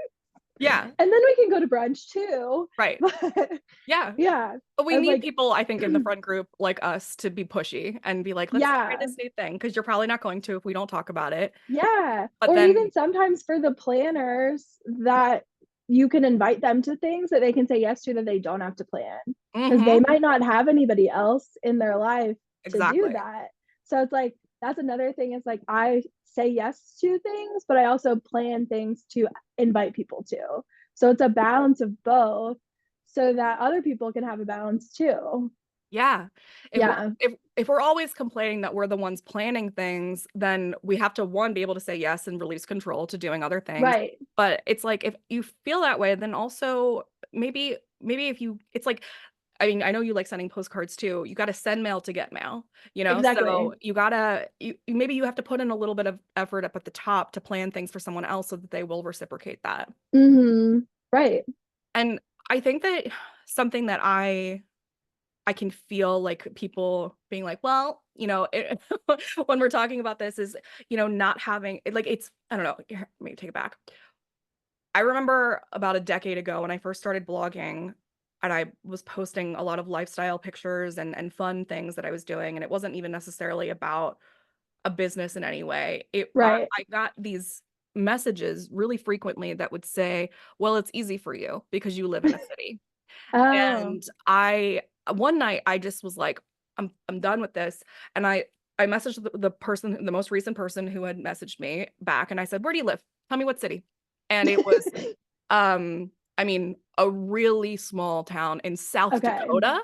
And I Okay. was like, oh, come on. That's a big one. That's a big challenge for me to do. But okay, That maybe that's is. the point. Maybe that's the point. So I spent the next, I said, give me an hour and I will give you things to do in your city. And Yeah. it took me 90 minutes, but I came back with like 50 things for them to do in the next 6 weeks. And I'm not saying I don't know what they like. I don't know that they're going to like any of those things, Right. but it's like you have options. You have options, go try them. Most of the time, the reason that we are finding these Easter eggs is because we're curious, we're trying, we're exploring, we're open-minded, and we're not Yep. saying like this is just how it is. Right. I was like, yes, Tampa's very fun. There's so much to do. Like, I always say to people, like, if you're bored, you are boring because there's too much to do. I have to Yeah, make myself say no to things so that I don't absolutely. overschedule. But So, I do think that there is I mean, circumstances are important so that we can learn and research and figure out how to navigate them for ourselves. And I mean, living in Tampa or Baltimore is very different than living in that little town in South Dakota. Like right. realistically, it just is. So I can Yeah. definitely feel like the questions of people saying, well, that's easy because you live in a city. It's easy because you have friends or you have a husband who participates. Like, even though I have Matt, he doesn't, most Hmm. of the time, he's just kind of doing stuff with me. Right. He's not a planner. He doesn't want to do that stuff. He would be happy staying inside with the cats for the rest of his life with like handle. Like, honestly, he's very simple and it's beautiful, but he doesn't want to push stuff. And that's who he Right. is. Um, but I don't know. Do you have like, I'm just trying to think of like giving more perspective, ideas, challenges, options for people who might need advice of like, I want to become a vibrant badass, but I feel limited because I Yeah. don't have a core group. Yeah.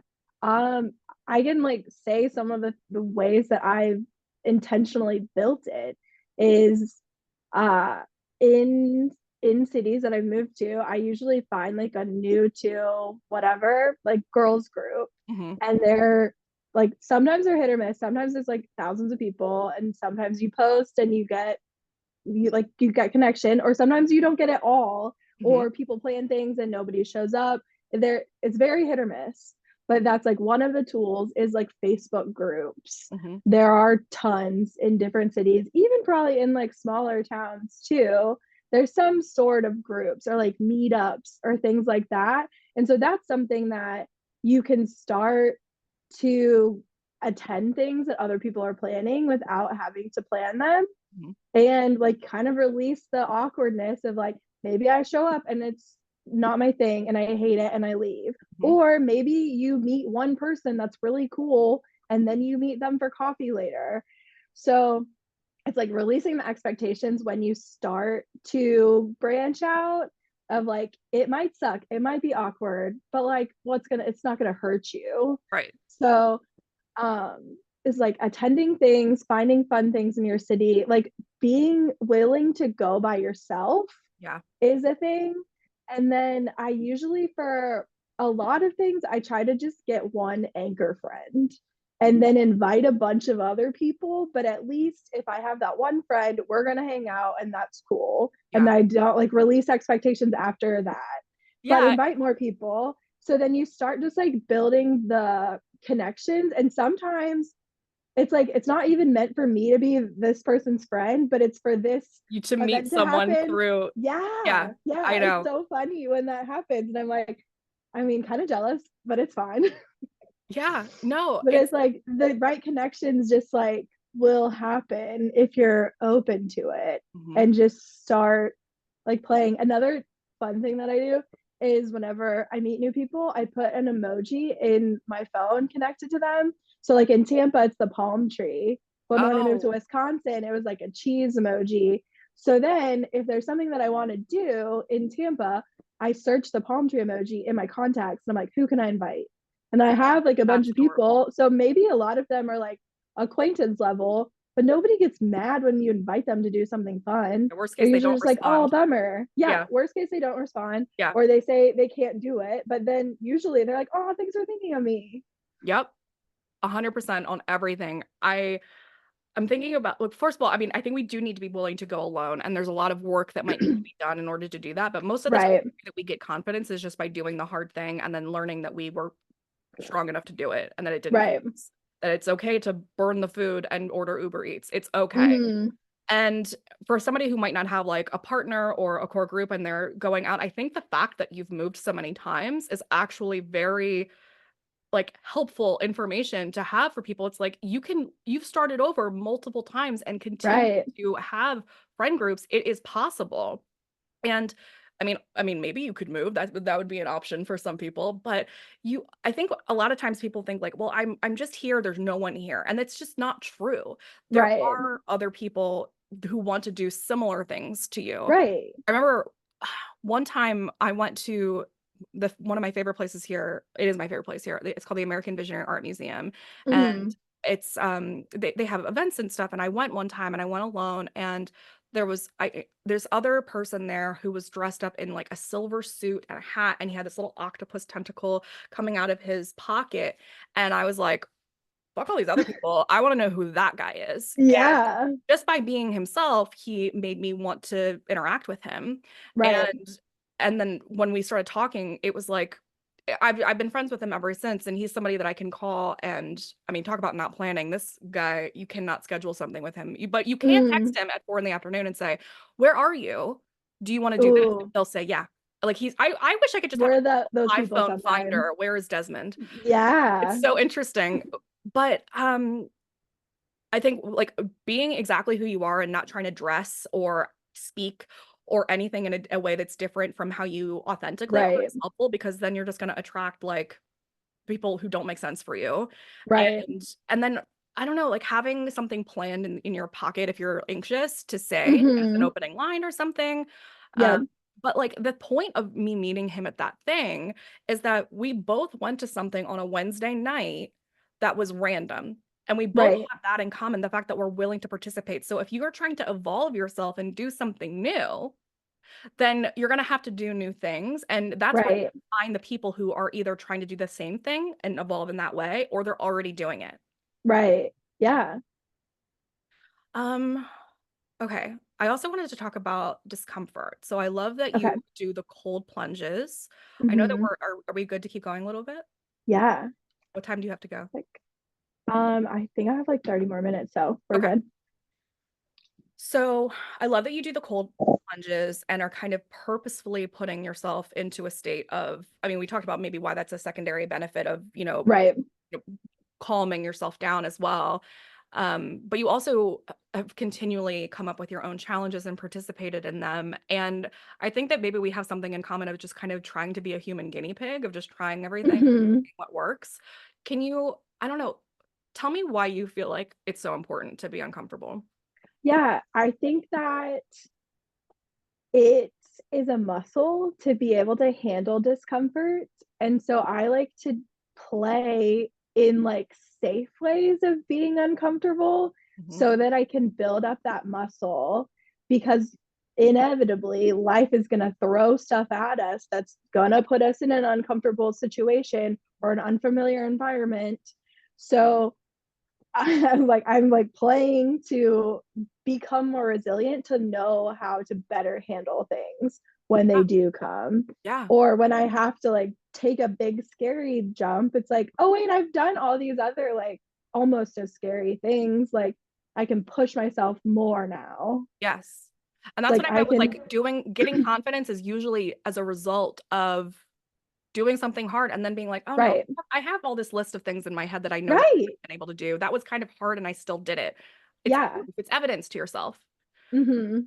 I also think that discomfort is something that most people are unwilling to experience in an acute way for a long-term benefit.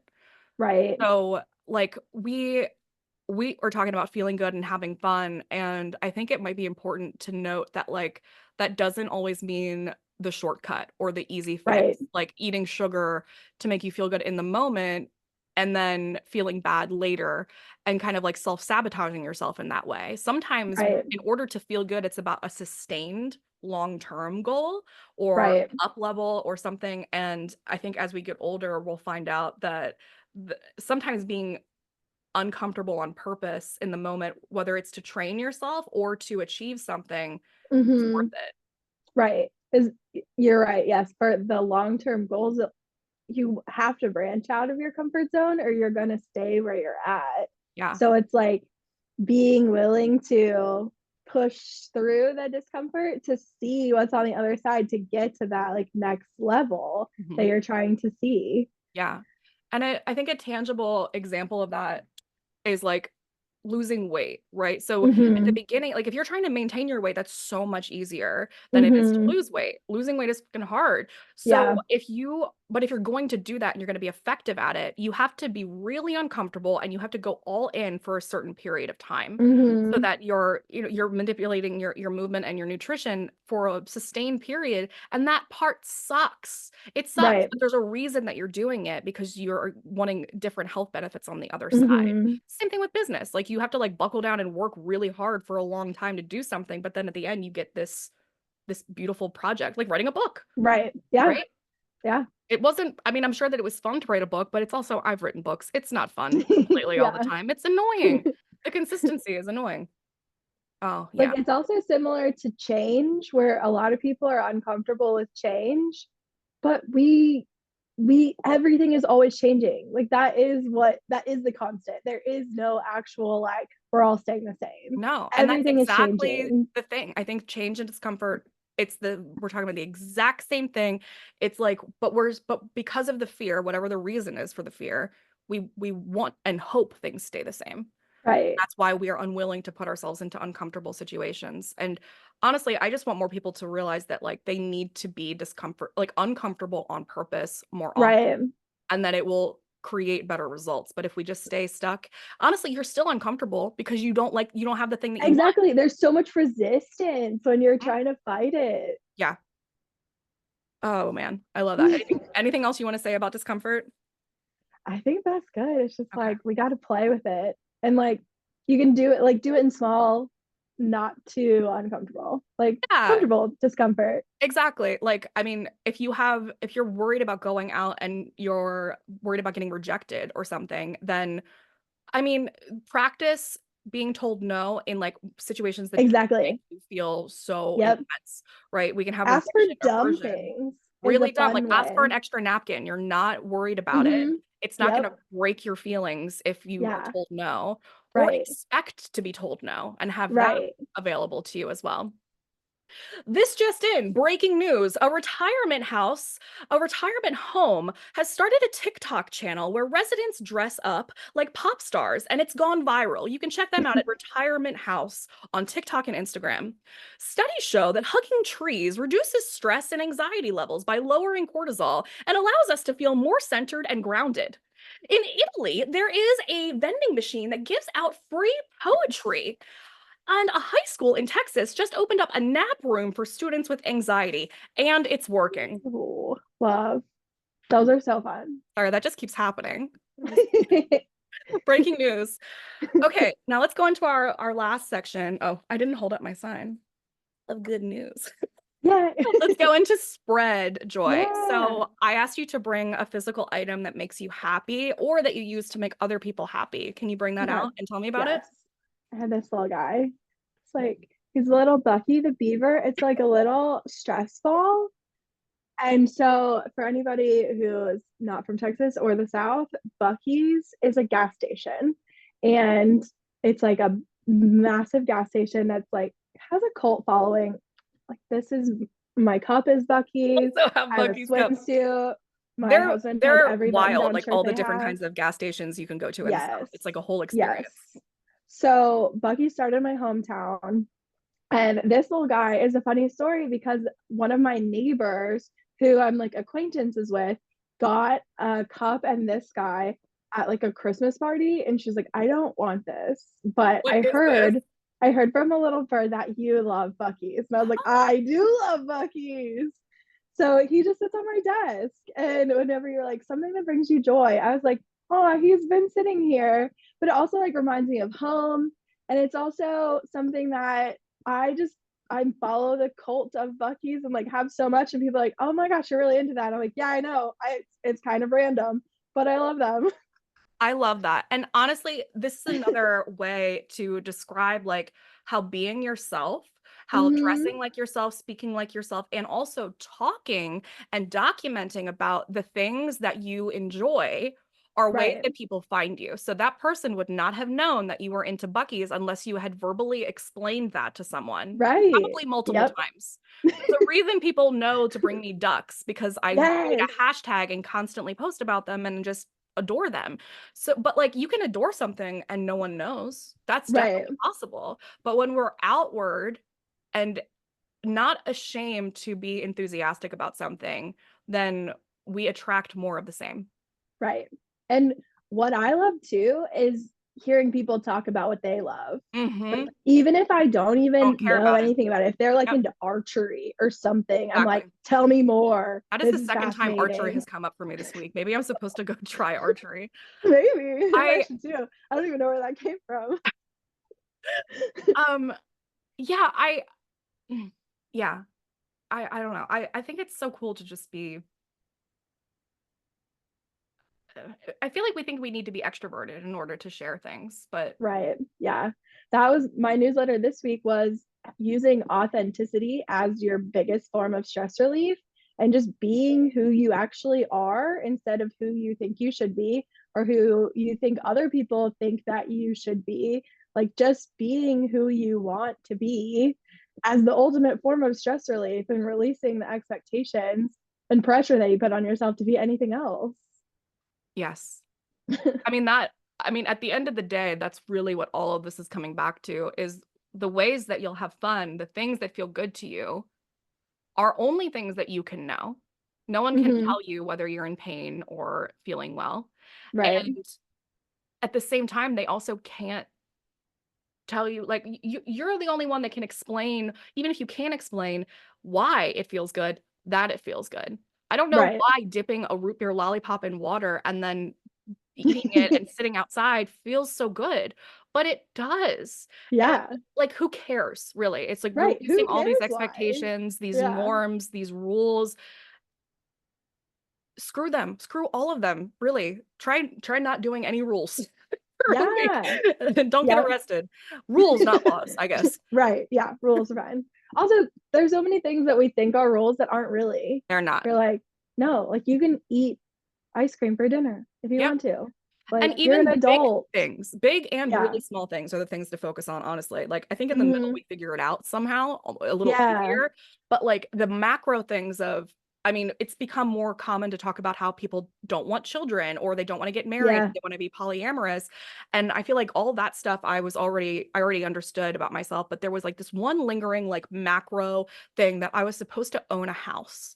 Like that was Okay. one of the things.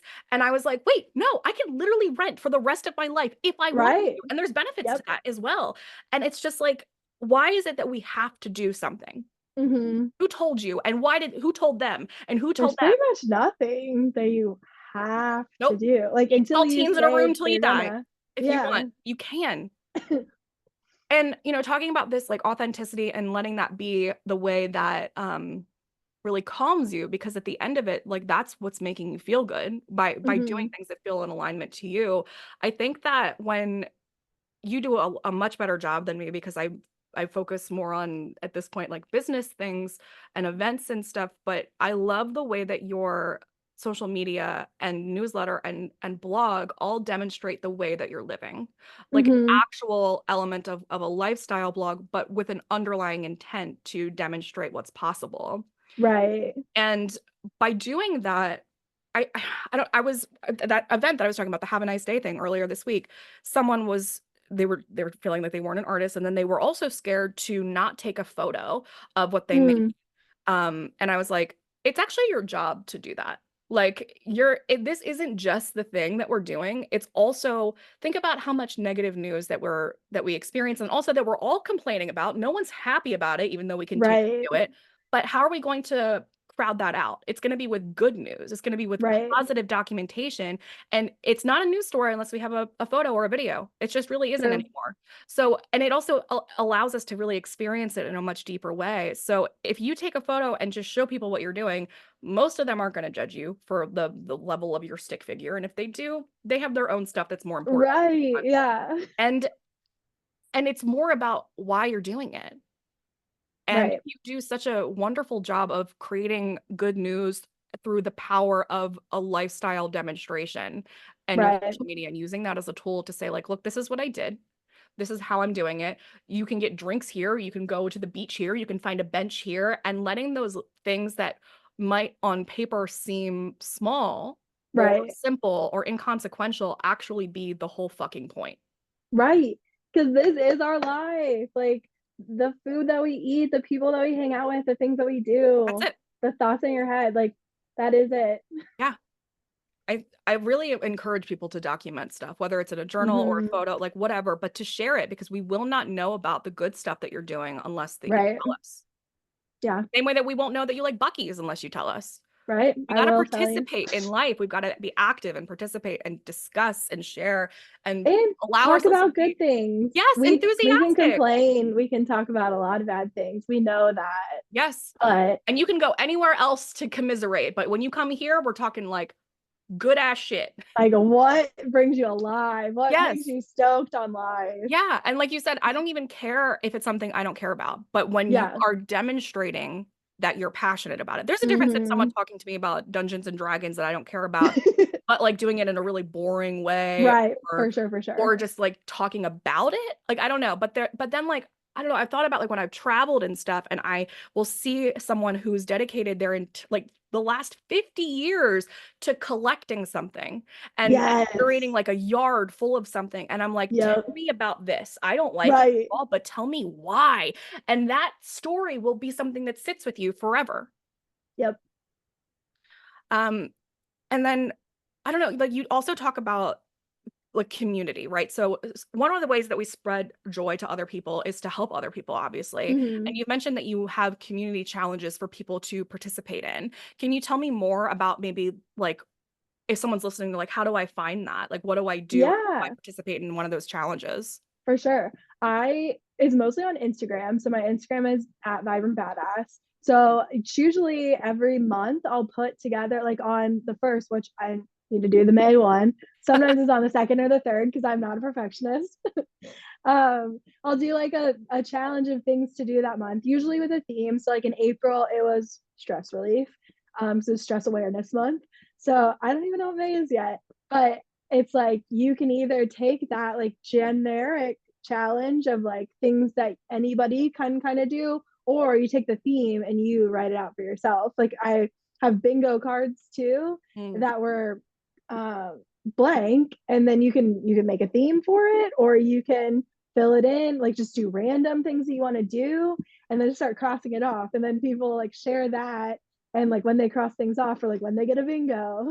I love that. I'm definitely going to do one. And so this is really accessible. It's not even gate kept by a paywall. You just No. go to your Instagram and scroll back to the beginning of the month and you'll find new ideas for you to try. Yep.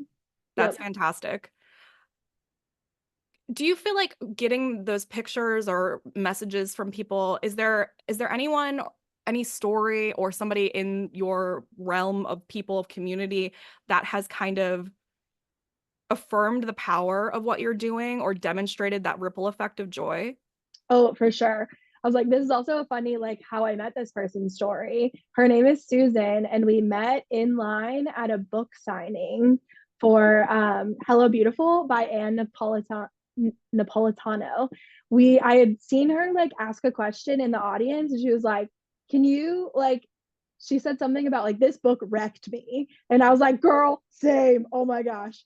And so then we were in line, just like chatting about the book, and then I like told the author about Vibrant Badass, and I was like, "Here's my card. I'm all about like more fun." And then this person overheard, she's like, "What do you do? Like, what is that? I want to Mhm. play." And then we realized we were neighbors, like we lived in the same complex. Yep. And so then she did the postcard experience, and we met up for coffee to get the postcard every week. And then she was already like on a journey of like doing a lot of cool things. But then she was like, "You've unlocked so many things for me." Like she did a vacation where she didn't plan things, and she's like, Mm. "I've never done this before." And it was the most relaxing thing. Like the most spontaneous thing we did was like we took a nap because we allowed ourselves to take a nap on Mhm. vacation, whereas usually we're like so overscheduled. Yeah, I love that. So I love that. she's also become my like random friend of like, "Do you want to go swim with manatees?" And she's like, I "Yes, guess so. Yeah, duh." we're gonna go swim with manatees today. I was gonna eat dinner, but I guess we're going to manatee time. Like that's Right. yeah. I I love that. And again, it was participating in something, being somewhere and trying Right. it and then noticing something that you had in common and you wouldn't have noticed that if she didn't speak up, right? Right. And I think like there's plenty of icebreakers for us to use. I love giving people stickers as like, Ooh, you know, here's yes. like, I think sometimes we feel that maybe, especially if we have a business or anything really, that we're maybe just being annoying or salesy and we Right. don't want to be I bothered. know. And that's true a For lot of sure. the time. But what if you give them a very small, extremely inexpensive gift? Yep. And it's novel. It makes you activate dopamine in your brain and you care. And you're like, oh, what is that? Again, breaking off Yeah. autopilot, right? I have tiny little dinosaurs that I give away to people that I just keep them in my purse. And I'm like, "Do you want a baby dinosaur?" And they're like, "What?" I'm Yes. like, "It's just a baby dinosaur. It just reminds you that life is fun and awesome." Yep, I have little ducks do the same thing. That guy with the Yes. tentacle, he hands out the tentacles. I Oh, love it. Like if when someone mentions it, they'll be like, "I love that," and he'll be like, "Oh," and then he'll just give you one. It's like, I love and that. obviously these things do technically cost money, but they are when you buy them in bulk, it breaks down to like 3 cents a thing, and Yeah. if that 3 cents can turn into a friend, like oh my goodness, what is Right. the payoff is you can't even compare it. Right. And then it's like somebody texts you like, "Oh, I saw this today and it made me think of you." And I'm like, "Yes, worth it." And those seeds, like it doesn't have to turn into a friendship, but demonstrate Right. that, like this is possible. I remember I was Mm-hmm. like 22 or something and not very happy. I was at a bar, but this guy came to hit on me and he said, "Can you put out your hand?" And I did. And inside of it, he put a little googly eye, closed my hand, and then walked away. And I was like, talk about fucking intrigue. Like, I am into you based on just that. Like, I would not have looked at him and thought he was attractive in any other way, but Right. then I was like, oh my God, okay, I have to go follow this. That is so random. Was he Super cool or random. was it weird? But it is weird. And that's the thing. Like, I think we are like, I don't, I'm so scared to be weird, even though we Right. kind of intellectually know that it's good. Yeah. But we're so afraid of how other people are going to perceive us, that it's not professional enough, that it's not adult enough, that it's not appropriate enough, that it's too weird, that it's too much, that it's too loud, that our enthusiasm is extreme. And I can't tell you a story really, unless it was mind numbing to the extreme, about someone who was boring. Right. I don't know. You don't Yeah. know anyone else from that thing besides those two ladies that you met at that book signing, right? There's probably Right. plenty of people wearing literal beige khaki and black and just blending into the back. Yep. And that's okay. It's also okay. Like you don't have to go out, like you don't have to talk to people every event you go to. You Nope. can just go and Yep. experience it, and that's fine. Yeah. And like that's okay. Like I do that sometimes too. I Like do I it don't all talk the to everyone every And day. sometimes I will literally dress for that specific intention. I will Yeah. kind of taper down me, because if I'm just dressed the way that I am, people come up to me regardless. Right. So if I kind of want to go to something and I'm not feeling as like high energy, or I feel antisocial or whatever, I will, I mean, scaling it back for me is still a little aggressive, but Right. Yeah. it's Same. on purpose. Having that deliberate intention maybe of being like, I'm going to go to this and not talk to anybody and just get Yeah. out of it and experience something. That's also, And not even put the pressure on you, like I have to make a friend today. You're like, nope. no, I can just go to this Yeah. thing. And sometimes, like they say, like when you're trying for a baby and it doesn't work and then you stop trying, that's when you get pregnant. It's like that too. Yeah. It's like finding new things. Sometimes when you're the most relaxed and have zero expectations is when you get the biggest cool things in your life. Yeah. The universe is like, oh, you're chill now? Cool. Here's this fun thing. Exactly. You call yourself a fun coach. We talked about that earlier. And I know from personal experience of calling myself a merriment coach that people are like, the fuck is that? Can you tell Yeah. me? They're like, I don't know. I don't know. Um, like before they get their hands dirty, right? And then they kind of Yeah. get it. But if they're like weird about what is it that we're doing here, can you kind of tell us more of what it would be like to work with you as a fun coach? What does a fun coach do?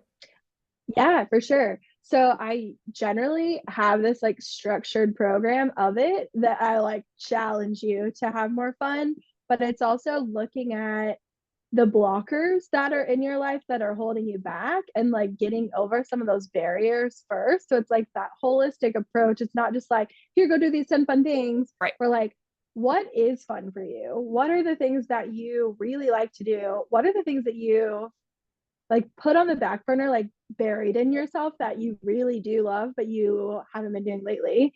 And what are the things that you like don't actually like that are taking up your time that we can shift out of? If like there are a lot of things that like you don't need to do, we could Exactly. stop doing and give you more time to do Yes. the things you want to do. So it's kind of just like asking some of those questions and then coming up with a plan. I call it a vibrant life playbook. So it's Mm. usually like a 30-day challenge of things to do, and then a bunch of tools that you can use just in everyday life of like what's relevant for your specific personality, situation, things that can help you in both of those areas of just being intentional about reducing stress and adding fun. Sounds like you're a very good coach and you understand exactly how to get to the root of something. Will you give me 1 second? Yeah.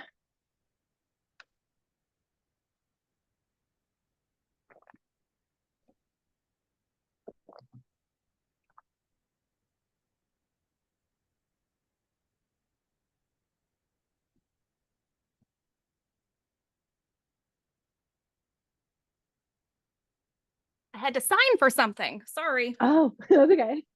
Um, okay. So yes, being a fun coach, I think that's awesome. I think being able to just kind of figure out like what is the root of any issue is, I mean, we can give anybody challenges to try, but then if you want to go further with it and kind of figure out what is it that's really blocking me. Mm-hmm. I love watching the home edit. I don't know if you've ever seen them. They're like the rainbow colorful Yeah. designers. I love that when they go through someone's home, they ask like, tell me why this place is cluttered. Like, because if we don't create a space for your keys or a solution for this, then when I Yep, come back, it's just going to be cluttered again. for sure. And that's, I think, what we do with coaching, but you're doing it through the lens of the desire and the goal to have a more fun, playful life. And that's really Yep. fun and wonderful. Do you have any rituals or habits that help you stay inspired so that you can keep inspiring people? Do you ever feel like you're running out or burning out on that? um, I I do get overwhelmed like a lot, just randomly. Like sometimes my brain, like we said, is crazy. My favorite tool is like a brain dump, where I literally just write down everything that I'm stressed about, like big and small, like the little things or like the big like world things all in one. And then I'm like, okay, wait, is that it? What else do I got? And like keep going, keep going. So then once it's out on paper, I can like look at it and then start to prioritize of like what can I deal with? What can I just like kind of let go because I can't actually do anything about it? And then structure the worry because when it's in my head, it's just like, Yes. woo. And like we said, we can't focus and be as effective if we have all these things ruminating around, bouncing around in our minds. Brain Mm-hmm. dumps and writing stuff down or even processing it out loud is so helpful for us to just get it out of our brains and then figure out a Right. plan for it. And I Yep. think that that's honestly a really good answer of like how to stay inspired to inspire other people, because it really just comes back to feeling good first so that we can do good. Mm-hmm. Right. Because Yep. it so many times we're like, how am I going to spread kindness? How am I going to spread joy? How am I going to do all this? How am I going to be effective on the world? It's like, well, first of all, you're not going to be able to unless you feel good first. And Right. then once you do, it's going to come to you. I promise. Like once you Yep. feel good, it's going to be so natural for you to become a merriment maker and a vibrant badass through the lens of your passion. It won't even hurt. Like it's just going to be so easy. Yeah. And it's like all the tools that I'm sharing with other people are the things that I'm trying and using actively in my Yeah. own life. And I'm like, here's what's working for me. Maybe it'll work for you too. Which is another benefit to being a human guinea pig of trying new Mm-hmm. things and being like, well, this one didn't work for me, but I still do know about it. So I can Right. advise you about that. Maybe this will work better for you because of X, Y, and Z. And then Mm-hmm. also, I wouldn't have known about any of these things if I didn't try them for myself, because then it's just like you reading a book, you know? Right. Yeah. Exactly. I think the best coaches are people who continually active participate as their own student. Right. For Yeah. sure. All right. Lastly, we have unquestionary. It's our daily Ooh. double. So rapid fire round. Say the first thing that comes to mind. What is your go-to karaoke song? Ooh, TikTok by Kesha. Fantastic. What animal, speaking of animals, of Kesha, would make the best life coach? Ooh, I think a lemur. Oh, I love that. Why? I think that they're like really wise, but they're also like playful. I love that. I love it. What is a movie, book, or song that makes you feel good like every single time? Ooh, Sunrise by Fulton Lee. Oh my gosh, I'm obsessed with him. I Me love that he too. started doing guerrilla art. He's actually been coming to Baltimore. I'm trying to get I him to pay know. attention to me. Yeah, he's Yes, been doing the yes, kind of stuff that I've been doing for like a decade, and now he's pairing it yes. with his songs, and it's so I cool. know. I think I he love him. releases a new song every week or It's a something. It's lot. He just got finished his wild. tour, and he's looks so grateful and Oh, wonderful. I wish that I could He's have actually gone. from Yes. Tennessee, I think. Okay, okay. Yeah. I like, yeah, Sunrise by Fulton Lee. My husband and I last year played it almost every morning. We're like, today's gonna be a good day. Oh, So I that love one that. always. What's a superpower that you already have, but you might not be giving yourself enough credit for? Ooh. Think like planning is one of my superpowers. So Okay. it's kind of Yeah. funny that I like don't do it all the time, but it's like I am really good Really at good like at it. executing, Yep. coming up with an idea and figuring out how to do Fantastic. it. If you could travel anywhere in the world right now, where would you go? Bora Bora. It's been on my list for years. Do In Bora college when Bora I was next. stressed out, I looked up like one-way tickets to Bora Bora. Somewhat so good they had to name it twice. Is it time to bring back jelly shoes? Yes or no? No, I don't think so. Oh, I think so. Ooh. Okay, this has been so fun, Brigid. I'm so So grateful that fun. you're here, that you were able to stay with me, that we did such a long episode. We could keep going probably. I mean, it's I insane. know. We really do need to meet up. Kind of even forgot that you're in Tampa, and I was just talking about how I just want to go to Florida, because Ooh. sometimes that energy is just so unhinged, you know? Yes. And I really Uh-huh. like, I was like, what would I was actually talking about having a completely unplanned vacation where the Oh whole my thing was just kind gosh. of like Oh, I think experiencing that's a the sign. culture of like how unhinged Florida is. Mm-hmm. Mm-hmm. Okay, Let's so play. where people can find you, you write this fabulous Momentum Monday newsletter, and we're going to link Yes. to that in the show notes. And we've mentioned it Perfect. multiple times. Is there anything else you Yes. want to say about that?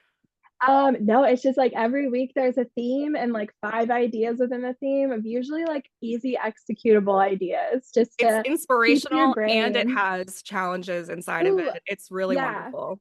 And then Yeah. there's a section each week called Magic Moments that are Mhm. fun things that people are doing in the community. So always want more content of like the vibrant badasses out there and what See they're what you're doing. doing and then share it, Yeah, document the good news. exactly. And Yeah. speaking of magic moments, you have a book. We referenced it Yes. earlier. We Yes. showed you what it looks like. It matches your outfit. It's available on Amazon.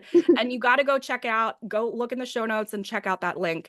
And then also, one of the best places to find you is your Instagram, which is at Yes. vibrant badass, one word. And Yep. you're constantly posting beautiful lifestyle photos. You also have a blog and a website that has Yeah. additional interactive things that you can do, like getting a postcard every week. Yes. It's 6 weeks. 6 weeks. It's so Yep. funny. I literally did that exact same thing about 10 years ago. Yes. It's just like our brains work so similarly. It's I wild. know. And then also there's blogs and you write more extensively, this kind of Yep. similarly to the newsletter, but like maybe a little bit more photos and documentation. And honestly, everything that you do is so pure and wholesome and wonderful and fun and Yay. inspirational and challenging at the same time. I think that's really wonderful. I'm obsessed with you. I'm so glad that you prompted me Oh my gosh. to So thanks so much for having do this. me. Yeah. Oh, we should take a screenshot before we go. Okay. Yeah. Let's smile. And I end the episode by having people say my slogan, which is you have to feel good to do good. Will you repeat that? For sure. You have to feel good to do good. Yay. Thank you guys. Go check out Brigid and be a vibrant badass, be a merriment maker, be the most interesting person that you know. And we Woo. can't wait to see what you do. Thank you so much.